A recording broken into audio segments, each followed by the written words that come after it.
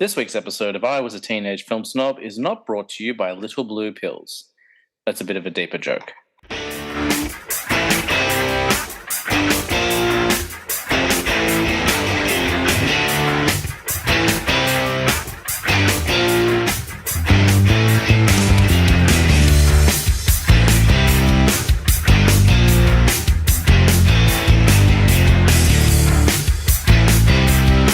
Welcome to I Was a Teenage Film Snob. I'm James Chalmers, your friendly neighborhood film snob. And as you know, guys, over the last few weeks, I've been touring around the United States, getting to know movie fans from all across America. And today is no difference at all. I met today's guests the way most film fans meet each other, through an argument on the internet. But thankfully, that was short-lived and we've become fast friends since then. Now, if you've ever listened to the Movie Bonerz podcast and you're a movie fan, you love the show because of the conversations they have. They're very honest, they're very natural, and they have a lot of fun with it. And if you're a podcaster, you love it because they make you want to be a better podcaster. So I'm not going to drag this out longer than we have to. I'm just excited to talk to them. Let's introduce you to Jake and Dustin from Movie Bonerz. Welcome, guys. Hi. Thank you. For a second, I thought you had a different guest on. I was like, I think you talk about us. He's making us sound professional. We're far It's from the nicest thing anyone's ever said. Well, I'll stake the claim, and that way I can own it. It's right. great to have you guys on the show.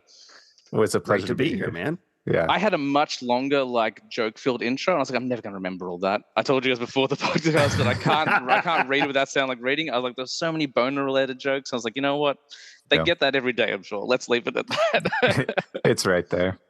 Yeah. Yeah, we knew what we signed up for. It's always the name when people ask, what's the name of your show? You got to be like, okay, prep yourself, because Yeah.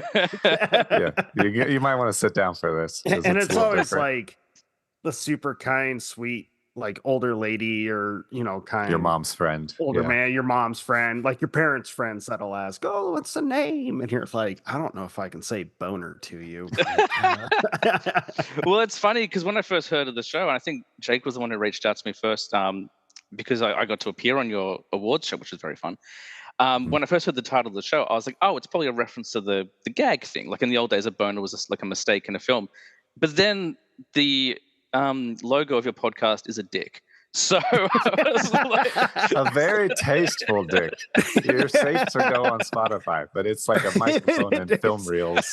But it alludes to it for sure. There's a heavily. big, yeah.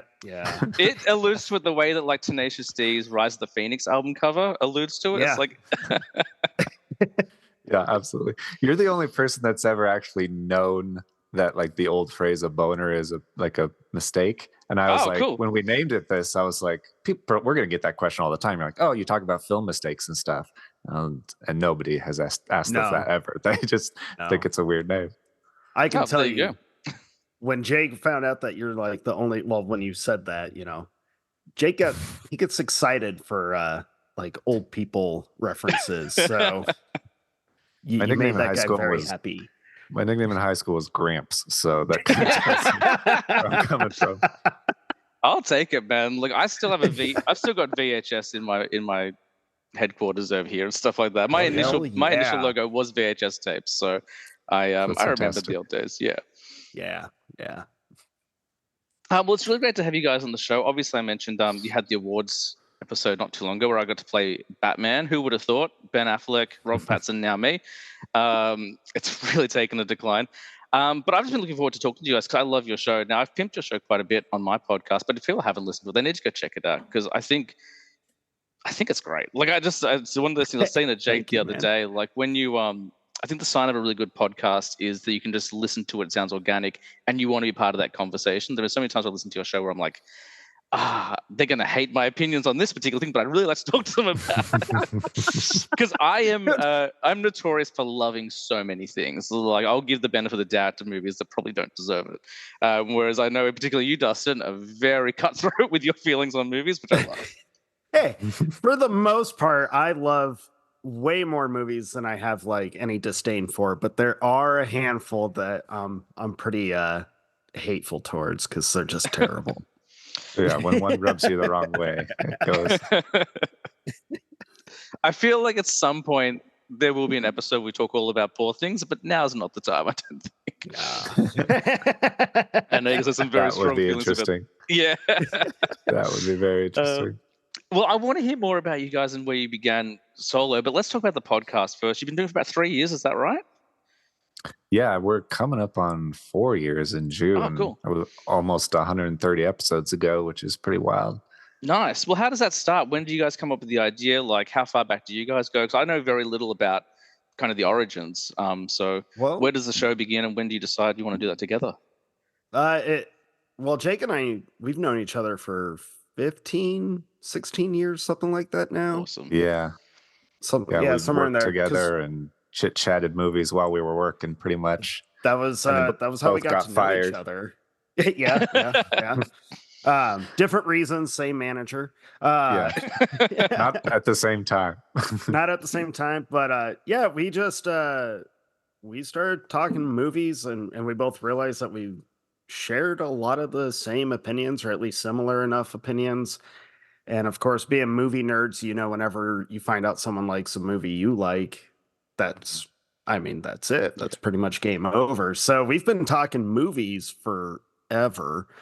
And we started in 2020 during the worst year of everybody's life, kind of as a spiteful move in a way towards all the negativity that was all over the place. And we just wanted to hang out and see each other again and get back to something less stressful. And movies are our way of doing that. And just kind of, hey, should we do a top 10? And it was actually, we do have to give a movie its due credit, because it did kind of help inspire the whole foundation of the show. I was watching High Fidelity with John Cusack, and he does the whole top 10, songs or moments. And I just kind of reached out to Jake and was like, what if we did a movie podcast? We're just talking like we would getting out of a theater, just talking movies that we love, but it'll be our top 10, and we can just endless list. And luckily Jake didn't even hesitate. It was a very, very quick, just, we're in. Nice. So that was kind of the start of it. We had one day where Jake, his wife, and I sat down to try and figure out I guess technically the logistics of the show, the name of the show. And then the next time we hung out after that was, well, we've already watched our movies. We've already kind of made our first list. Let's just do it. So that's where we started, man. Yeah, the name was kind of a accident, because I think all good things as most tend to boners be. are. Yeah. Also that, but we were just going to go record, and as we stood up from the table, we had eaten lunch, and my wife was like, let's go talk about your movie boners. Just talking about our excitement for movies. And we're like, that's it. That's the name. That's the name. That's awesome. That's great. And then we decided to lean into the cheesiness of it and replace the S with the Z. And I love the Z. The Z's got to make a comeback. It's very 2000s. So that's right. Yeah, a little nostalgic. Maybe for this episode, I'll change the word snob and put a Z at the front just in honor of that. Oh, that'd be cool. Yeah, and then it'll catch on and start snowballing. Yeah. We're down for starting that trend. That's very cool. I think I got the idea for my show around the same time. I didn't start till probably a year later, but during the pandemic, I was just I was going through a real kind of kind of growth moment, or I was a real kind of change. My wife was pregnant, and I wasn't around any of my friends anymore because I'd moved into a place and stuff like that. And I was watching movies, and I found I was just hating 75% of everything I was watching. And I was like, it can't be that bad out there. If I'm hating most things I'm watching, that's not a movie problem. That's a me problem. And so I was like, right, I'm going to grab a bunch of stuff that I've always written off as being garbage. I'm going to test myself and see if I can find some enjoyment in it. And after that, I was like, okay, all right, I can change myself now. Let's do it. And then a year later, I was like, right, now I can start podcasting and stuff. So I think the pandemic was really good for creativity. I think it was one of those things. Though, one good thing. Dude, I love hearing that story. And Jake is probably smiling because he knows exactly why. Yeah. I had the exact same thing long time ago, not during the pandemic, where I found myself criticizing and hating every movie I was watching, even ones that I've always loved. and really getting kind of pretentious with the whole idea of it. I kind of forced myself to like recalibrate, and I did it with one of the dumbest movies ever, and it's What one was of the it? best of it. Step Brothers. Oh, that's right. Actually, I heard that. I think I listened to your comedy Yeah. episode and you talked about that. For me, and look, it's not a good film, so I'll preface that, but for me, it was Pixels. I was like, that was like the dumbest movie ever. I'm going to watch Yeah. this. And then I was like, you know what? It is really dumb, but like if I had a kid and I just wanted to go and like blow off some steam for an hour and a half in the cinema, I'd be happy with that. So Yeah. once I got my You head gotta around have that, I was that. like, all right, cool. And so now Yeah, I'm nothing always wrong trying with to that. find something positive in every movie, even if it's terrible. So yeah. I love that. I like think that's that. fantastic. Yeah. I respect that a lot. That's awesome. Nice one. Well, I'll let you do quite a bit of talking, Dustin. Jake, I'd love to know. I mean, we'll come back to Dustin in a second. But where does your love of cinema come from? Is it like a childhood thing? You're, as I said, we're the same age, so we were a video store kid. Like, when does movies like really take you, kind of take you by the throat and be like, you're gonna love me? Because that's how I feel like it is when you're a film fan. Yeah, I think definitely growing up when we did and having video rental stores, that experience was very magical and formulative, and I miss that terribly all the time. But my parents also were big movie fans. They weren't Awesome. like, they just liked everything, and so they had basically a wall of VHS tapes, but like hardly any of them were purchased tapes. Like most of Yeah. them were, they had recorded off of TV, and sometimes it was off like HBO and sometimes it was off like network TV, so they had to like pause during the commercials and may or may not have actually like skipped the commercial accurately. That's how I first watched the Blues Brothers. It's like on a tape exactly like that. Dang, that's awesome. Yeah. and they had like this whole numbering system. It was like the Dewey Decimal System where they like numbers on the spine of the tape, and then like a little notebook where you could like look it up and like, okay, if we want to watch D2 Mighty Ducks, we need to find tape 153, and then it would be like the third movie on the tape, so you'd have to fast forward past the other two movies and in order to find the beginning of it.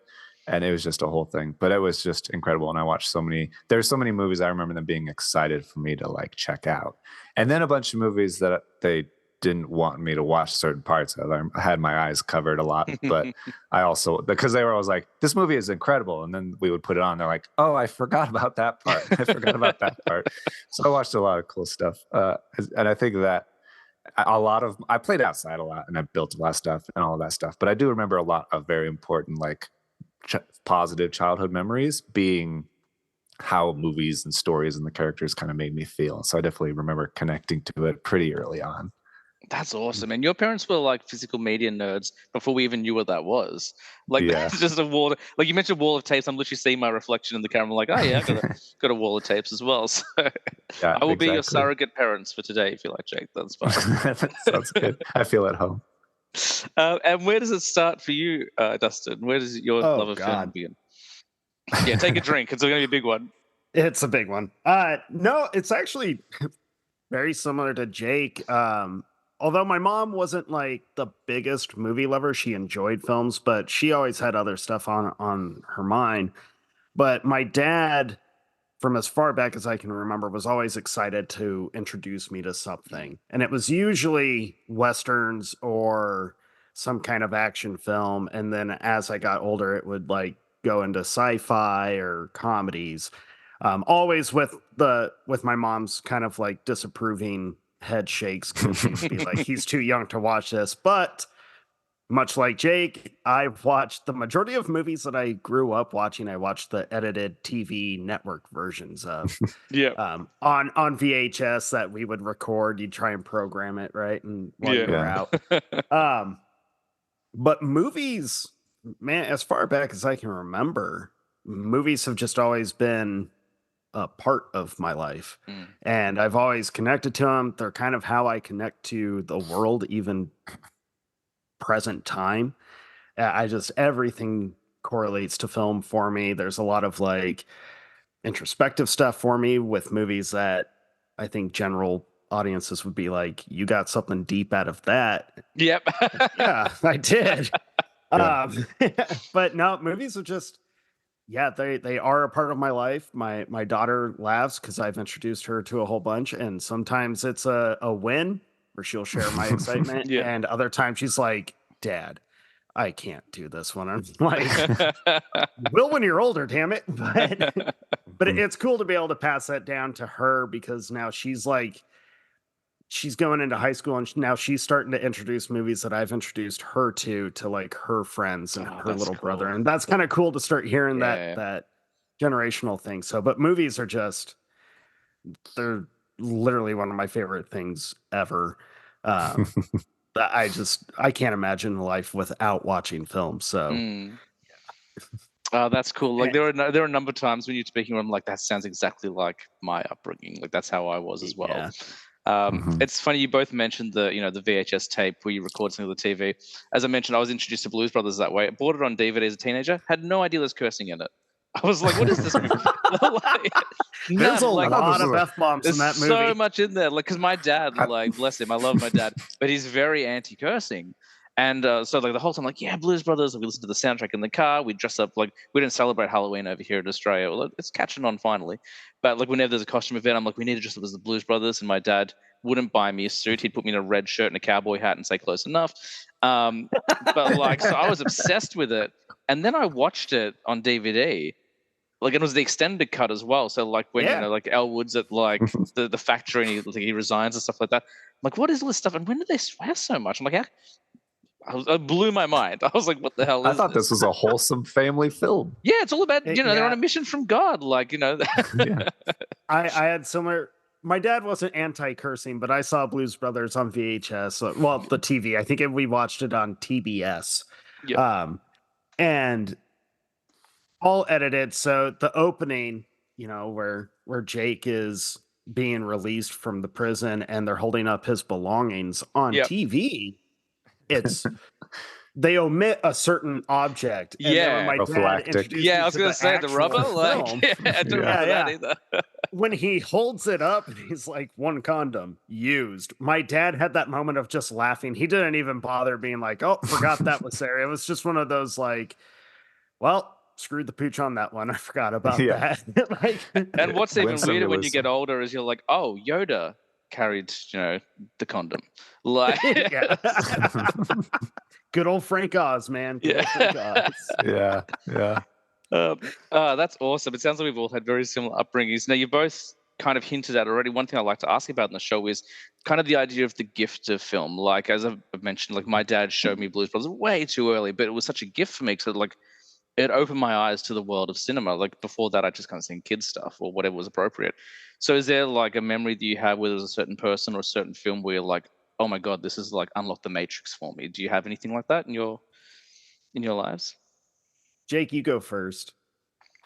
The first one that comes to mind is probably Raiders of the Lost Ark. Nice. I remember watching that for the first time and it kind of being like on the edge or like the beginning of it when that guy gets the spikes stabbed through him and my parents were like, is he old enough? Is this okay? I don't know. And then of course at the very end with all the souls flying out and the faces melting in the fire and everything, they're like, okay, cover your eye for this part. But the rest of it, just the adventure of it, I think that definitely opened my eyes to a bunch of stuff. Nice. Yeah, man, I feel like I have a lot. But one that comes to mind first, well, it's really two. Not Raiders, but Last Crusade would probably be the one that really comes to mind. Same reason, like Jake said, where it was just the adventure of it and just the scope of that movie to me was very cool. And it took me, because I was raised, well, we were both raised in very similar like Christian homes. So to see like a Christian artifact be the central point of this film, but not be preachy about any of it was very cool to me. Like in a cool way. And then the other one would probably be A New Hope, where like every other young boy, first time you see that movie, you're just instantly like wowed. And it'd have to be one or both of those where it just kind of like, oh, this is going to be an obsession of mine forever. Nice one. I'm going to blow your mind here, and not in a good way. I didn't see a Star Wars film until I was a teenager. Wasn't part of our lexicon at all. That's not the blowing your mind part. The first Star Wars movie I ever saw was Attack of the Clones. I'm sorry. And the only reason we went is because my dad thought the selling point was that they used 17 R2-D2s in it. So that has to be good then. I'm sorry. My old man cracks me up. It's like, look, you've never seen a Star Wars film before. Let's start with episode 2 out of 6. And there are 17 R2-D2s. No idea what's going on. I was like, it's going to be a 20-minute like space town car chase wannabe that makes no sense and never ends. Yeah. Look, all I knew was Natalie Portman was cute, and I didn't like sand anymore. So that was the effect. Sand is terrible. If there's one thing to learn from those prequels, it's sand is bad. It's in the cracks. Yeah. Awesome. Well, maybe we should jump into. Well, actually, no. Let's go a little bit deeper. Sorry, I was going to jump into the list, but I also like to talk about, I guess, the impact of film as you get older. So obviously, you were video store kids growing up when you were young. Mm-hmm. You've mentioned your parents a lot. Does that kind of transcend into, your teenage years? Like, is there any time where you're like, I'm not sure about this movie thing, or is it just like constantly like you're at the theaters every week? Like, how does that affect your kind of formative years, as it were? I definitely remember like a change where I kind of took the love upon myself in a weird way. Like, I remember getting my own Netflix subscription and being able to pick out the movies I wanted sent to my house, and there was some hiding them from my parents. Like, you can't see what I'm renting. Yes, I'm renting Forgetting Sarah Marshall for the 50th time. But then there were also a lot of movies that I was like, I want to watch all of the old like top 100 IMDb movies and start watching as many as I can and see what they're about and figuring out which ones I like, which ones I don't like, which ones are overrated in my opinion, and stuff like that. And so I kind of rekindled. I love that way of just kind of figuring out what my style was, what my personal ownership of that love would be. And that was like probably late high schoolish time frame, I think.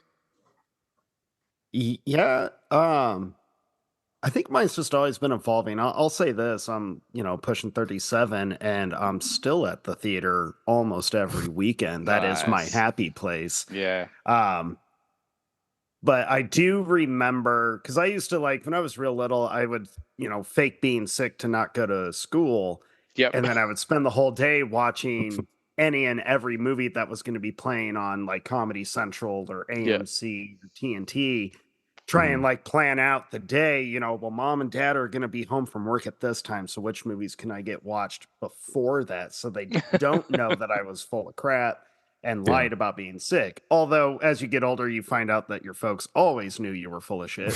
And, got away with nothing. But I would say when I really leaned into it and really embraced it was high school. My first legit job was actually at a local video rental store. Nice. And one of the perks was we got all the free rentals we wanted, and that was like being given the keys to the chocolate factory, right? Where it was like, okay, you're gonna regret this policy because I'm gonna rent everything. And like, why is nothing ever in stock? What are you doing? Right, and there were definitely times I'd come home with just a stack of movies, because suddenly I had it, like Jake said, where you kind of take your own ownership of it, where I was finally I had the access to watch all these movies, the ones that mom and dad said you can't watch, like, well, they're the first on the list that I'm watching. So it was really cool. I definitely leaned into it pretty heavy with that job and never turned back at all. Yeah, my first job was also actually, I worked at 2 video stores back to back. Yes. And I do think potentially maybe I was partly responsible for closing down the second one, because I think technically we were supposed to pay for the rentals, but no one ever did. And I was the same thing. You're exactly right. And I think we've been talking on the show a lot lately. We've been doing kind of a focus on the 2000s, and a lot of us a lot of my guests and I have grown up in the 2000s, and we're like, is it the best decade for films, or is it just that's when we had the ability to choose? So we're like, I can grab whatever I want and go see whatever I want. So suddenly, like, although there's a lot of variety in the 2000s, it's pretty good. And I can relate to you, like, abusing the rental system. I'm not sure. We had like a staff only copy of School of Rock like the day it came out. I had that for a month straight, and I probably watched it 60 times in a month. Like, hell yeah, that was the film where I was like, you have to see it. I would take it to parties, or like to like when we go to see like family members. I'm like, you have to see School of Rock. You don't understand. It's like, you have to see it. It's amazing, without a doubt. 100% success rate. Like, no one was like, I don't know about that movie. It's a crowd pleaser. I was just thinking the other day, I was like, you know, the movie nobody talks about but is incredible? School of Rock. Yeah. Because it's so good. That was one that about a month ago I introduced my daughter to. Nice. She was like, it was kind of one of those weird days, you know, where we weren't really clicking, and it was just like she was stressed and high strung about other stuff, and that annoyed me, you know, as it does parents. And I wanted her to like just feel good and be in a good mood. So obviously I turned to movies to do that. And I told her, like, you got to watch this. You're going to laugh. You're going to be obsessed with the music. And you're just going to, like, you will have the biggest smile on your face when it ends. And she was like, whatever, Dad. That movie ended and she was like teary eyed, but not actually crying. She was just like, Dad, this movie's fucking awesome. And I was like, I told you. And then I showed her the YouTube videos of Jack Black and the cast reuniting, and like the stuff that he's done with fans of the movie, singing songs with them and stuff. And that was when I got the tears to really fall. Like, yeah, see, it may be a perfect film, man. Like, I just can't think of a single flaw in that film where I'm like, I wish they did that bit differently. Like, nope, perfect. I think there's something special about Jack Black in it, and seeing him, like, listening to somebody who loves rock music or loves anything that much is so infectious. And I hope that's what we bring. I hope that's what you bring to people, and that we can all share our love with movies. And because we love it so much, it's just infectious to other people. I think that's a cool thing. Well, one of my favorite stories from that film, I know we're getting sidetracked, but it's School of Rock, so it's okay, is like early on when Mike White was writing the script, he wrote it for Jack Black, because I guess they were like in the same apartment complex, whatever. And he showed the script to Jack Black. He's like, I was so nervous. Like, I wrote it for him. We don't even know each other. And Jack Black's like only criticisms like, you've referenced the wrong bands. I'll fix that for you. And just like updated it. And he's like, it should be Motorhead here. I was like, that's genius. He's the subject matter expert. It blew my mind because we watched like White Lotus, and I was like, it's an okay show. But I was like, Mike White, the nerdy friend from School of Rock, he's the guy that wrote this like wild and debaucherous HBO show. That's crazy. He's such a he's an enigma to me, because I still haven't seen White Lotus. It's on my list of things to watch, but apparently it's quite good. But like, he did School of Rock, and then he disappeared. And then like one day he was on The Amazing Race, but not the celebrity version, just like the regular version with his dad. I was like, Average Joe's. That's I was like, what's going on? Good for him. What a fascinating guy. Like, he's just like, hey, I wrote one of the best comedies of all time, and now I'm going to do The Amazing Race with my dad. Why not? Humble. He's like, I really need to get back to School of Rock too. If only. That'd be killer. We should talk about. We just talk about movies the whole time. We should talk about your lists. So this podcast, obviously, the unfair challenge is, hey, just find your 5 favorites, and that's it. You can't make your list longer than that. You can, of course, bring honorable mentions. So let's go through them one by one. We'll have a chat. Now, I'll preface this. I may not have seen some of them, so if I haven't, I'll let you guys take the lead, and you can mock me for not seeing them, but otherwise we should be having a bit of fun with it. But let's go alphabetical. So, Dustin, what's number 5 on your list? All right. Well, number 5 is Fight Club. That movie is just... You talked perfect movies earlier. Fight Club is that way to me. It is just amazing. I don't want to go too long, but that movie, as Jake knows, we did a whole like deep dive into that movie. That's one of those movies for me that gets very, very philosophical and very relatable and kind of relevant. And I still claim that it's like one of the most important movies ever made. I think more of us need to listen to Tyler Durden, what he's actually saying, not starting anti-establishment cult and going for violence. That part's bad, but his warning of extremism and kind of allowing the unimportant things to actually control and own you. Fight Club is that's one of those movies that floored me and I became obsessed with. You talked School of Rock was your movie that you were like forcing everyone to watch. I did that with Fight Club. No one could come over without me being like, we're watching Fight Club. Like it's 2 hours on the dot, sitting down, we're watching this, and I will stare at you the whole time to make sure you are reacting properly. I rewatched it last year for the first time in a little while because I love Fincher. I think I think I've listened to your podcast. I think you guys are pretty big Fincher fans as well. But like that flick is something special, man. And like it's amazing how well it works. It's 25 years old this year. Like still, I think it's only becoming more relevant as especially Durden's like stuff about anti-consumerism and how the things you own start owning you, and our obsession and addiction to comfort. We're just becoming more and more of that thing, and so more and more people need to revisit Fight Club. I think. 100%. Yes. But like it just again, like we're just talking about, like School of Rock being a perfect film. I agree with you. There's not a moment in you would change. Like it's a nice. I think 2 hours is a nice, neat runtime. Like it doesn't need to, do anything more there. Performances are stellar. Like not a bad performance in there. And I think my favorite line of dialogue, I think it's Edward Norton who says, I can't remember who says now. You'll correct me because you're obviously an Uber fan. But when they beat up Jared Leto, and he's just like, I just want to destroy something pretty. I was like, like that's a kick-ass line. Angel, he beats Angel's face into the floor. Yeah. But also, being as relevant and as brutal as it's still like wickedly funny, and there's like some really like beautiful, sincere moments as well. I think it's a killer first flick on your list, man. I will never not laugh every time when he's riding his little tricycle throughout the basement and he like crashes into stuff and flies off of it. Great physical comedy, great timed like dark jokes and stuff. It's a perfect movie. What about you, Jake? How do you feel about Fight Club? Obviously, this sounds pretty synonymous there, but I love it as well. It didn't make my like top 10, but it's definitely way up there. And I really enjoyed like the episode we did on it, and kind of getting all of the deep layers and stuff. That's my jam. I'm all about it. And I don't want to spoil your list in case he comes up again, but in terms of the rest of Fincher's work, like is this top tier Fincher for you, or like there are other Fincher films you think are on par with Fight Club? How do you? It's definitely my favorite of Fincher's. I'm a huge David Fincher fan. I think he's just.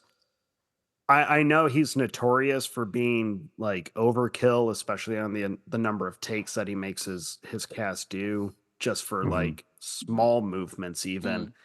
But it's hard to argue his results. Yeah, I think almost. I wasn't a big fan of The Killer. I thought I'm with you there. Yeah, I kind of feel that's his weakest movie.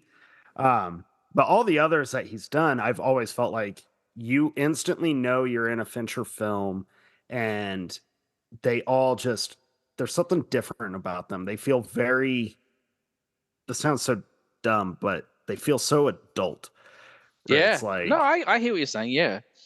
You're not going to be able to look away, and on average you're in for 2.5 hours, if not a little more on average, of just like holy crap. And when it ends, it's a slow burn all the time, and when it's over with, you're just left with like, what do I do now? Like I think I have to rethink perception or my life, or like, what am I doing? His movies always leave that kind of impression, and I absolutely love that. Yeah, no, I'm with you. I rewatched actually most of his catalog last year. I hadn't seen Seven in probably about a decade. I don't know why it took me so long to go back to Seven. And like that flick, like that, and I know we're getting off topic, but it's still a topic kind of. Like when they get to Lust, like that is a perfect opportunity to not show something and just let the idea settle. And like it still icks me the way it did 20 years ago. I'm just like, yeah, Seven is still just as gross to watch now as it was when I saw it the first time. Yeah. Yeah. And then I think like one that's really unappreciated, like, and I think you guys have talked about in your show, but Zodiac to me is such an achievement. Like, and I think people get scared of that runtime, but like it's never boring. Like that flick just goes. Yeah. Obviously, Jake and I don't have issues with long runtimes. It'll be as long as it needs to be. Yeah. We've both kind of shared that. I think his most underrated film is actually Panic Room. I love Panic Room. Yes. That was like one of Kristen Stewart's first films. Mm-hmm. Yeah, that's a pre-Twilight case, Drew. And she's still... it always comes back to Twilight. Yeah, but I think she's of American cinema. My philosophy or theory on Kristen Stewart is that she is the smartest person in Hollywood, because she was like kind of cruising along. She saw this franchise. She's like, "Hey, I'm going to make $1 billion off this because 12-year-olds are going to eat this up for half a decade, and then I can make whatever I want for the rest of my life." And then because of that, we get Underwater, we get Love Lies Bleeding. Like, she's her and Rob Pattinson, geniuses. Like. Yeah, I'm glad you brought up Underwater. I think that's like how people kind of didn't see it and have forgotten about it. I feel is kind of a shame. It's a great monster movie. It's really so cool. Good, yeah. I've never even heard of this movie. What are you? It's very shame. It's very reminiscent of Alien. Like when I watched it, like, it feels a bit like Alien actually, but that sounds amazing. Not a bad thing at all. Yeah. Right. Nice one, Jake. What's your number 5? Hold on, I'm adding Underwater to my watch list. Really Do it. Get on. I've only By the way, James, this is normal for us even on our show. Hold on, I'm looking at this movie. Look, there might be a couple that I write down at the end of the day to be like, I want to check that out. But yeah. My number 5, I had to finagle and decided to go with Inglourious Bastards. Yes. Because I think Quentin Tarantino is in my top 3 directors of all time. Yeah. And in Inglourious Bastards, I think is my personal favorite of his. And I'm a sucker for writers and directors who also write their own movies. Yeah. I think that's always awesome. And Tarantino is just flawlessly, his dialogue is gripping, and from the very beginning with Christoph Waltz, and there's in that farmer's house just having the conversation. Brilliant. And every time he's on screen, you just can't look away and you feel so tense. And just the phenomenal cast, phenomenal everything with Brad Pitt. Again, he's great, but also pretty funny, kind of the most levity on the movie. And then Melanie Laurent as Shoshana, she's probably my favorite. Yeah. So intense. I became a lifelong fan of hers from that. And then she directed a movie called Galveston, which is amazing. And dark, and I don't know. I love Inglourious Bastards, and I love the story and the action and the fun of it, but I also love, and I can't believe we haven't had more movies like this where they like the twist of the movie is just the ability to change history. Like you don't have to. Everybody's expecting you to follow the path that history took, and Quentin Tarantino's like, no, I'm going to use the power of fiction to make this what I want it to be, what it should have been. And it's amazing, and I love it. It's killer. And you mentioned that opening scene, and like I think I agree with you. I think Kill Bill is my favorite because it was my first Tarantino film, and also the step up from Jackie Brown to Kill Bill is like, what happened? Like what did he learn in 7 years? Like, oh my god! Like and like Jackie Brown's brilliant, so are the first two, like that step up is crazy. But I just feel like there's so many iconic moments in Inglourious Bastards. Like, if you ask me to pick my favorite scene, it's like, well, yeah, the opening scene's brilliant, but well, them in the basement's really good. And like suddenly, like every scene is your favorite scene in Inglourious Bastards. Just in the coffee shop as he's ordering cream for his That's dessert. my favorite scene is the cream when he tells her, no, you have to wait for the cream. That's my favorite scene because it is almost more frightening than the opening. Yeah. Only because like in the opening, you know his full intentions, but that little dessert scene, you're like, does he know? I think he knows. And it feels like he's playing with her because there's a connection with the cream and the milk farmer at the beginning. You're like, you have to know it was her. Yeah. I just love his review that it's not terrible. Like that line always cracks me up. I don't know why. It's like, have you try some? It's not terrible. And I think it's such a bold move, like because Tarantino, like at the time of this, like he's on top of the world. Like everyone knows his name. Like he's been becoming like proving himself as this master filmmaker. And he's like, right, not only am I going to make a World War II film where I kill Hitler, but the first half an hour of this film, no one's speaking a word of English, and you're just going to love it. Right. Like it's so effective, and like because one of my biggest criticisms of audiences or like people who like say they love films is anyone who's like, oh, it's black and white, I don't want to watch it. Oh, it's got subtitles, I don't want to watch it. I'm like, why is that? Why? What are you talking about? Like you're shortchanging yourself on so many wonderful movies. I've been trying to not to sell your wife out, Jake, but I've been trying to like. She's one of those. Like, Dude, God I've been damn it. trying forever. She's like, this is an old movie. And I'm like, it's from 1998. It's not an old movie. Yeah, that annoys me as well. I'm like, I don't get annoyed on this show too much. When someone says, oh, it's an old film from the 90s, I'm like, shut up, we were alive. That doesn't count. No, I'm like, we're talking about a movie from 1954 on the podcast. It's not an old movie. They're like that old classic film, Men in Black. I'm like, Right. Flick still kicks ass, actually. Yes. Yeah, Bastards is so good. Like, and I could talk like for hours just about Bastards. And for the longest time, when I first saw it, I actually didn't like it. I remember when I came out of the cinema, I was like, oh, that was just a movie about movies. Like, surely Tarantino can do more than that. And then, like on the rewatch, I was like, oh no, I'm the idiot. Like, this is brilliant. Yeah. Which is a conversation I've had with myself many times. I love those times where you initially hate something or just not a fan, then you watch it again and you're like, wait. What? I did that with Aronofsky's Mother because I hated every moment in the theater. Yeah. And I was like, this is a piece of shit. I can't believe I watched this. And then I get home and I'm like reading online. I'm like, oh, wait, no, that's brilliant. Actually, I'm an idiot. That was actually really good. I love Mother. The first time I watched it, I was like, I didn't get to see it in theaters, but I was like, this is something. This is weird. And then I did the same thing. I was reading up, and I'm like, "Oh, okay, it's genius." And then I would go around explaining it to people as if I knew. I'm like, "Oh, well, actually, if you're familiar with the little book called the Bible, ever heard of it?" I did that with The Witch.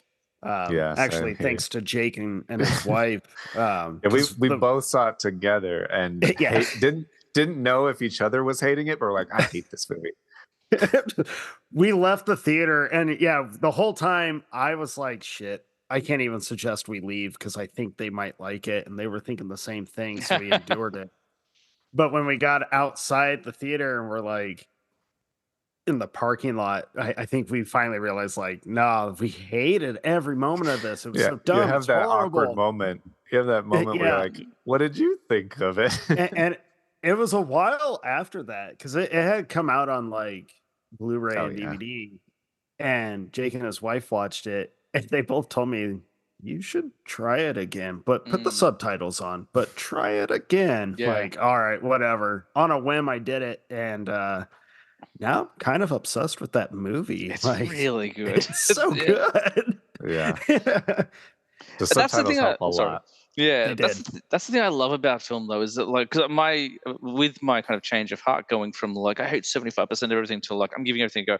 I'm now of the opinion that every movie deserves a second chance because I might have been an idiot the first time. Not always. Sometimes I was right, but a lot of the time I wasn't. We can tell you. I think we would agree with you for the most part on that phrase of every movie deserves a second chance, but we have 10 that we would say.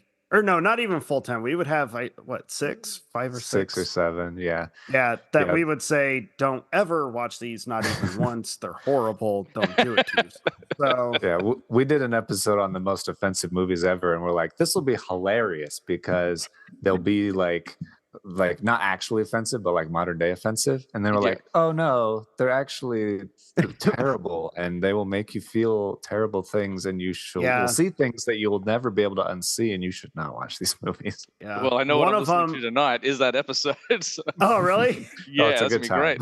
I won't go too far into it, but that movie affected us. We came out of that like normally when we prep, we might text each other a couple times regarding the episode, but that was one where we were like, I think Jake initiated it with the, how are you doing with this one? It was because we were like leaning towards, do we not do this? Should we call this Yeah, off? like this joke has backfired on us horribly. Oh, I've had that happen.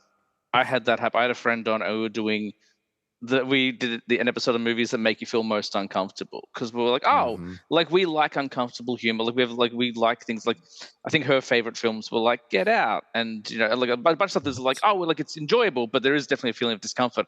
I was like, this is going to be great. And so I like brought in things like Cannibal Holocaust and stuff like that. And that was one of them. Yeah, I misunderstood the brief, and she misunderstood the brief, and we were just very sad by the end of it. yeah. Because she started Googling the movies I was talking about. I was like, no, okay, we're not going to. Okay, we won't get down that. They killed real animals, and they went to court over it, and it's the whole thing.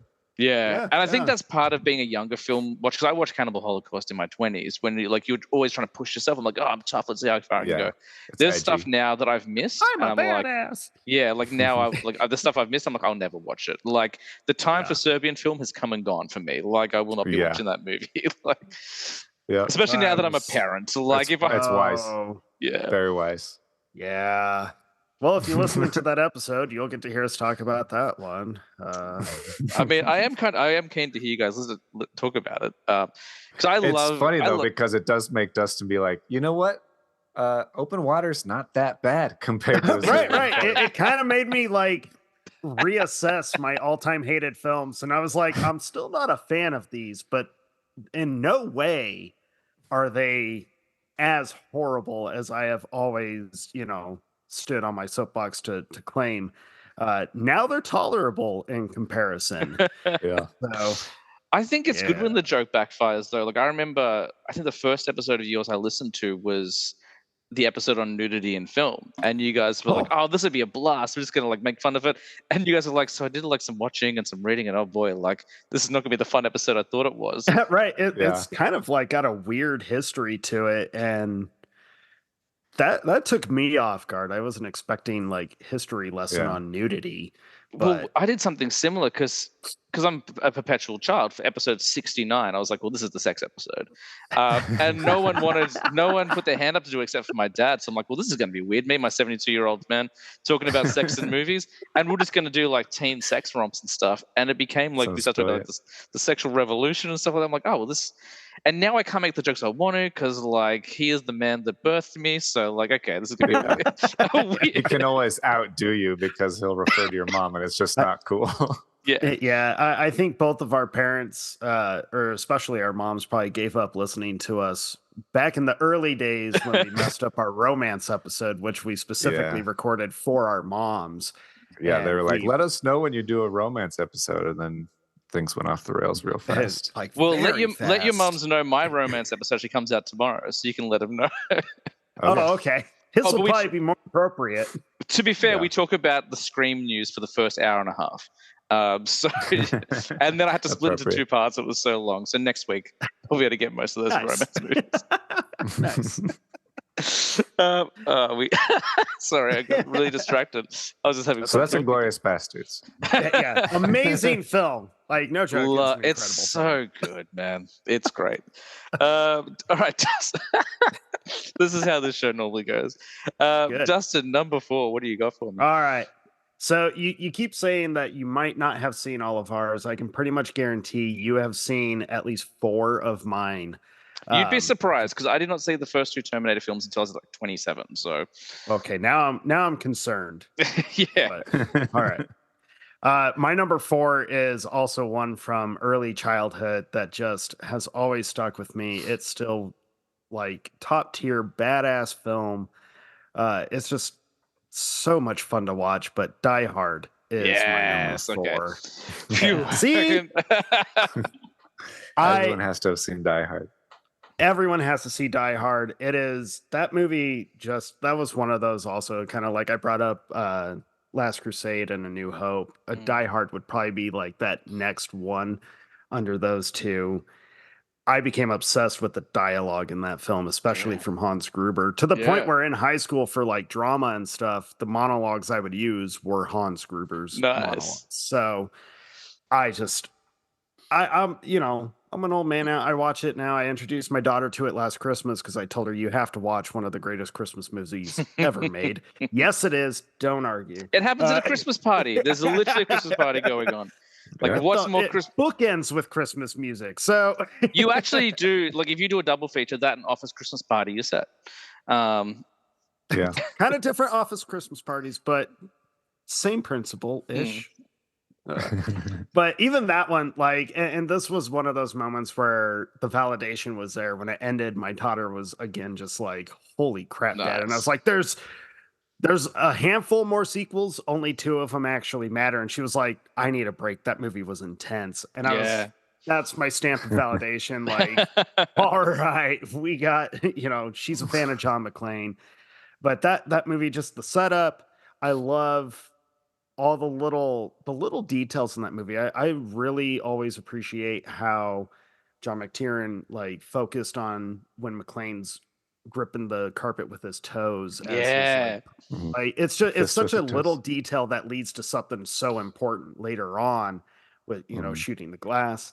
I love that movie. The way the story fleshes out, the way McClane kind of just becomes like the reluctant hero or spiteful hero. He's not there to be a hero. He just happens to be the guy who can do something. So he's kind of like, I'm stuck in the situation. I'm just gonna do what I do, I guess. And it's incredible and so much fun to watch. That was the flick that turned me onto action films. Because as I mentioned, I didn't see Terminator till I was in my 20s, and that's because in my house we weren't really allowed to watch violent films. So until I went to the video store and started sneaking things away, like I just didn't watch action films. Old man didn't mind a pair of boobs. Put anything with boobs on, that's fine. But violence, guns, not allowed. So when I finally saw Die Hard, I was like, this is insane. Like, this is incredible. Like, I'd kind of turned my nose up at action films. I was like, oh, another one of those, oh, I'm an idiot moments. And it's one of those films that maybe I put in the same camp as Jaws, where like on paper, this maybe shouldn't work. Like, it's kind of silly. Like, it really shouldn't work. And like Jaws to me is like the prime example of that, where it's like, it's a Corman film. Like, it is like a B movie. It shouldn't work. And somehow it's arguably the greatest movie ever made. And Die Hard, I think, is in that same vein. Like, it's just a silly, like, on paper, just a guy at a Christmas party, like, who's going to watch this? And like, no, it's incredible, and you're an idiot if you don't like it. Right. Yeah. And like, to consider that that's one of Alan Rickman's first major performances, and to come off like that, it's just like, I think one of the most influential villains of all time. Like, oh, he's easily in my top. I think I had him at like number 3 or something. We did a top 10 villains episode, and he's very high on my list. Well, you're not giving me movies to watch, but you are giving me episodes of your show to catch up on, which is really good. It happens. I'll take it. I love it. I guarantee at some point you'll find a whole new list of movies to watch, because Jake and I both kind of surprise each other over the years. We continue to give each other lists, and we're like, I've never heard of this movie. Why have you not told me about this? Yeah, you guys reference stuff. I'm like, what is that? I gotta check that out now. So I've been doing my homework, but I haven't seen Die Hard 2 in a long time. But I remember like after the first one being severely underwhelmed. It's been a moment since I've seen it. But like you mentioned, there are 2 sequels worth watching. Is it 2 and 3 for you? Is that? The first 3, they're really the only ones that really matter with the franchise. The ones after that, you don't like Kevin Smith as the Warlock? Not really. I actually don't.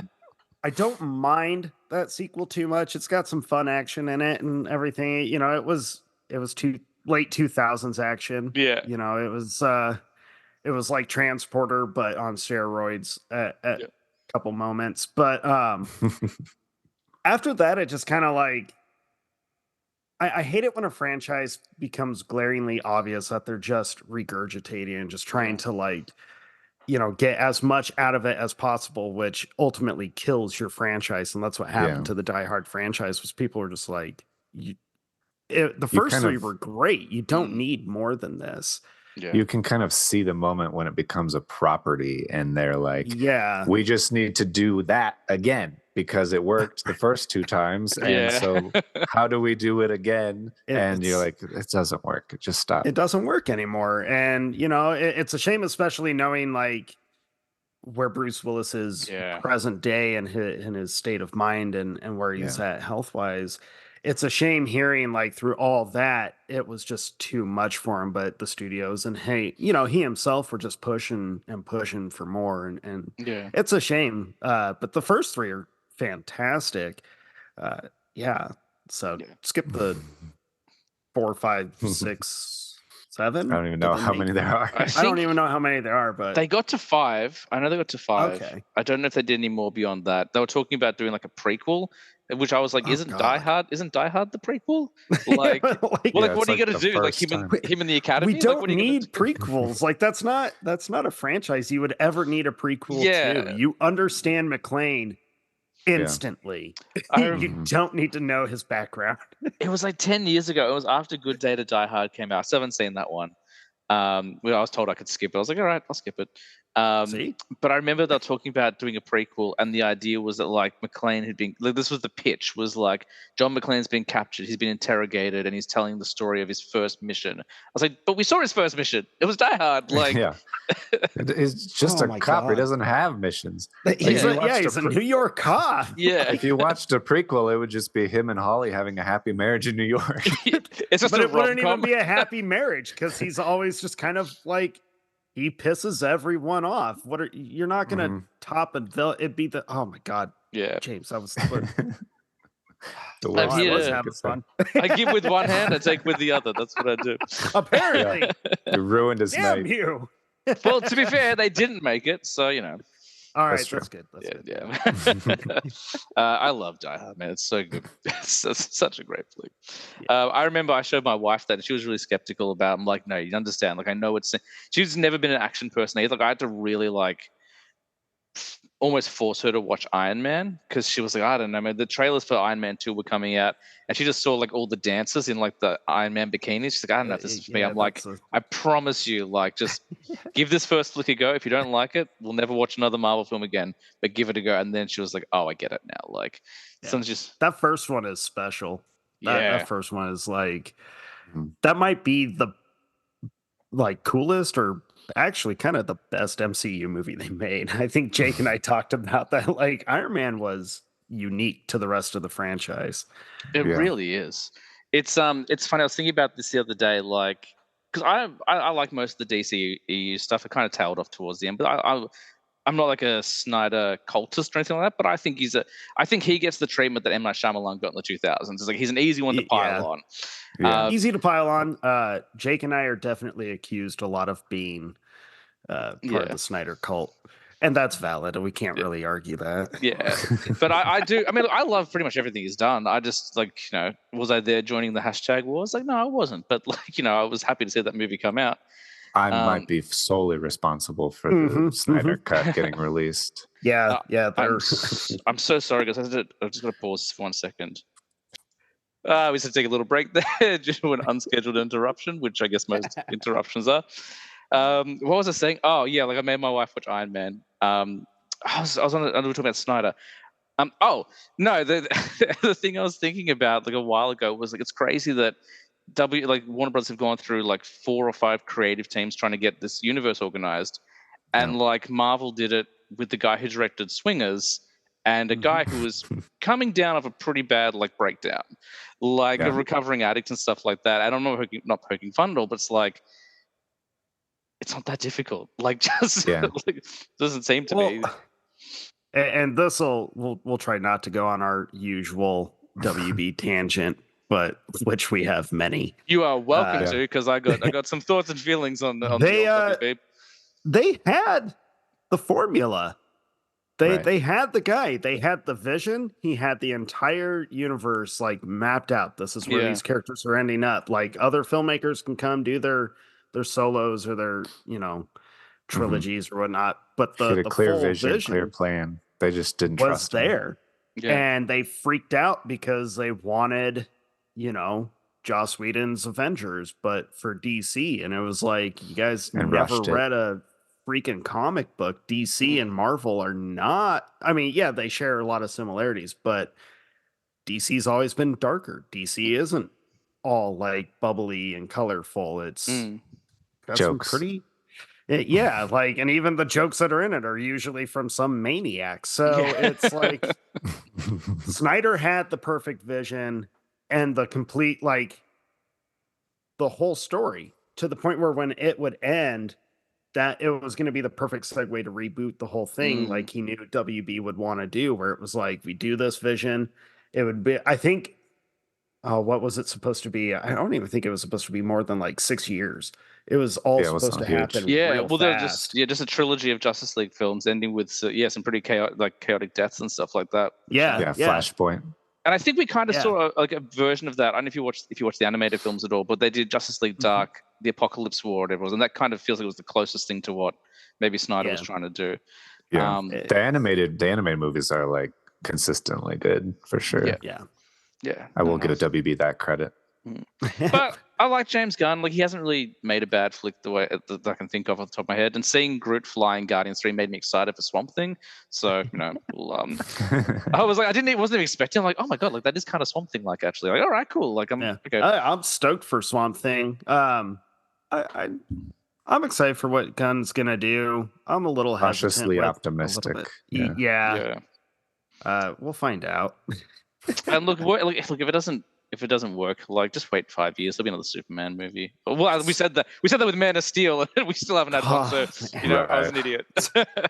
I wish we all were, man. Damn you, WB. Oh man, that movie made me like Superman. I was not a Superman fan at all. I watched Man of Steel. I was like, oh my god, like, he is interesting. Like, he's not just flying Jesus. Like, oh wow. Yeah. They gave him character. It was nuts. People give Zack Snyder crap all the time, and they're like, he ruined these characters, he doesn't understand them and all this stuff. I'm like, that's weird, because I didn't like Superman and now I actually care about him and love him and understand him. So if he didn't, maybe I just don't like Superman, but I like this thing. Yeah. And I remember when I first saw BVS, the first time I watched it, I didn't like it. I kind of walked down, I was like, man. But I think then I looked over the next couple of days, and my wife like hates that movie because of my reaction to it, because I was like, we need to go see it opening, let's go see it. And then I hated it, and I was whinging about it for the next 3 days. And then the end of my 3-day tirade, I was like, you know what, actually, it might not be as bad as I thought it was. And she's like, what are you talking about? I was like, well, I didn't like this, but I like this, and I like this. And I'm like trying to like weigh it up. And she's like, I don't understand you. I was like, you ruined. And then I went and saw it a week later in theaters. And she's like, you saw it again? I thought you didn't like it. I'm like, I'm coming around to it. And then the director's cut, like, and I think you guys are talking about this with Rebel Moon. It's just like, just let Snyder do his full version, and it'll be great. It's always been better. Always the way to go. Well, you didn't want to go on the tangent, but we did go there. No, but we did. Jake, what's your number 4? We've only done like 1.5 movies. Well, this is a little awkward because my number 4 is Batman versus Superman: Dawn of Justice. Is it really? There it is. No, I love Batman versus Superman. Yeah, just the initial read. I love it. No. And I know it's going to give me a lot of shit because it's a common movie that everybody's like, that movie is trash, that movie is garbage. And I get it. I hear what you're saying. You're wrong.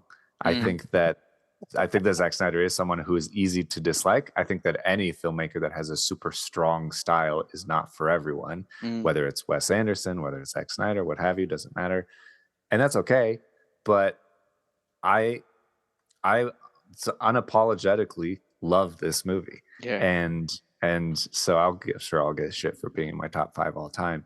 But it's, for me, because of Superman in it, because Henry Cavill's so perfect, because of my care for him and my love for him, and it is the only sequel we got to Man of Steel, and Diane Lane and Kevin Costner as Martha and Jonathan Kent, they're perfect, and just kind of that continuation of that story. I love all of that. But then bringing in Ben Affleck as Batman, and I've seen who no one apparently wanted. I was like, what are you talking about? Yeah, have you seen Ben Affleck in anything? Because he's great. Yeah, everybody was like the Geely guy, and I was like, and yeah, looking back, you're like, oh, it's perfect. He was actually incredible, and he's huge, and he's he can be a really good actor. He can also not be, but he's a great director and a great eye and a great just guy. Sounds like.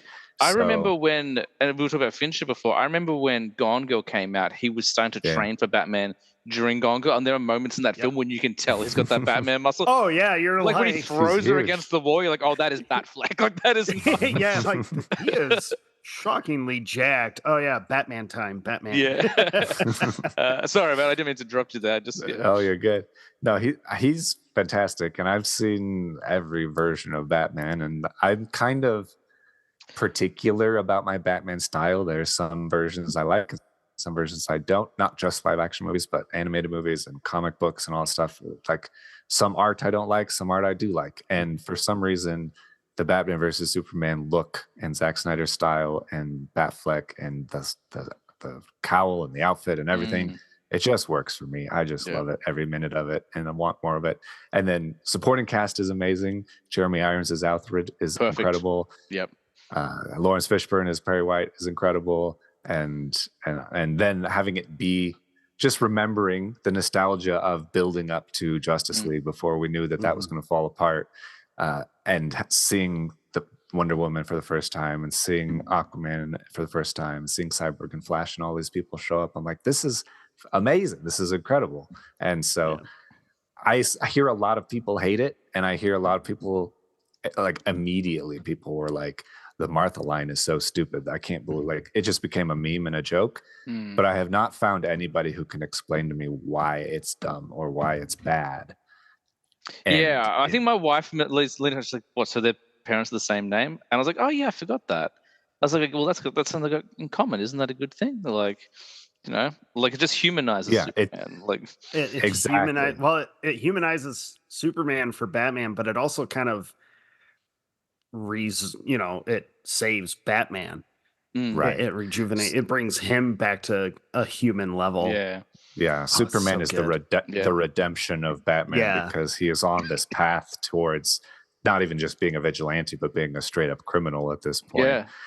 And he does see him as a person and not just an alien because he has a mom and he loves his mom like he loved his mom, and it just humanizes him. He sees himself in him, and it completely turns him around. And I think it's beautiful. And the music is incredible. Yes.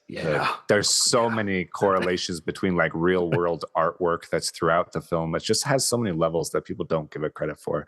And it's one of my favorites. It's as I said, like, the first time I watched it, I wasn't a huge fan, but like the extended cut really helps.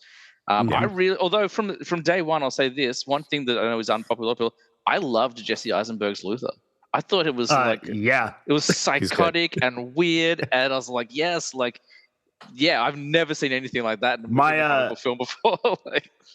My favorite criticism that people give is usually Jesse Eisenberg, because they're like, that's not Lex at all. And I'm like, then you've never read early Superman comics, because that is Lex Luthor. Like, you can look at the panels where it's the long red hair. He's very charismatic. He's he's insane. He's crazy. He does not calm down until Superman reboot in like the 60s. So like, technically, this is the most accurate version of Lex that we've gotten. It's and I think the thing that hurt that film the most was the marketing, because they built it up as like kind of the same, like, because it came out the same year as Civil War, Captain America Civil War, and they're like, it's superheroes fighting, and they're like, that's what this is. And Snyder's gone on record being like, no, it's a battle of ideals. Like, it's not a fight movie, but everyone thought it was going to be a fight movie. And like all the tropes, like, it's fight night, and all the posters like, it's fight night. It's like, that's what I think threw me off the first time watch. It's like, no, it's not. Like, and if you watch that 3-hour cut, they don't even like fight until like 2 hours into the movie. Right. But like, it's so weird, the edits they made to that theatrical cut, because the whole like subplot of Luthor kind of blackmailing the woman like is cut from it. So you're like, it's like, it's such a vital plot point to that movie. It didn't really come across all of Luthor's brilliant manipulations of Batman and everybody involved. I can't believe it's fucking WB. It's no, I'm so glad it's on your list, because I'm actually about to do a DCEU rewatch in the next couple of days, because I've finally got my like theater all set up, so like now I can watch them like in a movie theater again, which would be good. So awesome. I love, BVS is great. It's yes, all the yes. And we finally got some more Snyder. The Snyder cut of Justice League, I think, is brilliant. Like, I think it's really incredible. I just can't believe we actually got it. It was so long, like talking about it, and everybody's like, it'll never happen, and then we did. And even though it's not fully finished and not fully what it should have been, it's still fantastic that we have it. No, excellent. I don't know. I've been that thankful for a film in a long time, but it's one of my comfort films. It's constantly on at my place. It's just It's like the perfect comic book movie. Yeah. At least for everything that I always wanted to see in a comic book movie, it has. And I can't believe all the stuff that WB was like afraid to release. I'm like, you took the whole heart of this entire story out of it, and you sacrificed all of that for cheap, horrible one-liners and terrible CGI and terrible. I mean, Snyder's version looks 1,000 times better, and he had to film half of it on his phone in his driveway. Like, Yeah. like it's and insane that's to me how trust it. Yeah. it's insane to me how good Steppenwolf and Darkseid look in this like quickly slapped together movie. Well, I remember like I made an event of it. Like my daughter was maybe 6 months old, so we had to watch it really quietly. But when the weekend that it dropped, I like arranged for like some friends to come over. I'm like, look, I got a kid. She's going to be sleeping, so we can only watch like volume 8. But like, we need to watch Zack Snyder's Justice League. And I think like the moment, like that whole sequence where Steppenwolf lands in Themyscira, I just turned to her. I'm like, why did they cut this? Like, it doesn't make any sense. Like, it wasn't just like, I mean, obviously the heart, they cut out of it, but just like cool sequences, just like things that make sense. Like that whole robbery that Wonder Woman thwarts is so much cooler in the Zack Snyder. Like I didn't mind it in the original version, but there's so much more to it. Like the whole like fast-paced dodging with the And why did they change the look of Steppenwolf? Yeah, that's like that's a big baffle to me. He looks way scarier and formidable, and cool, and that was actually my daughter's very first R-rated movie. Cool. Was the Snyder cut? Yeah.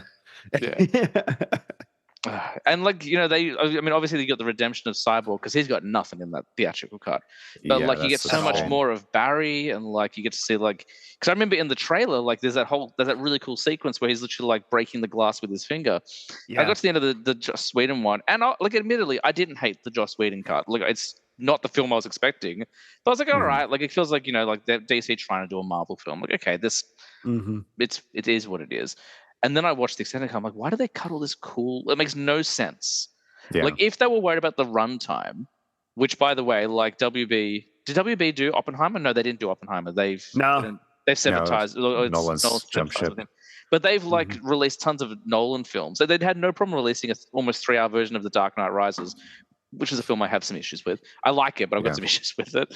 But like, they wouldn't trust to even do a 3-hour cut of Justice League. Like, it makes no sense. Like, it's.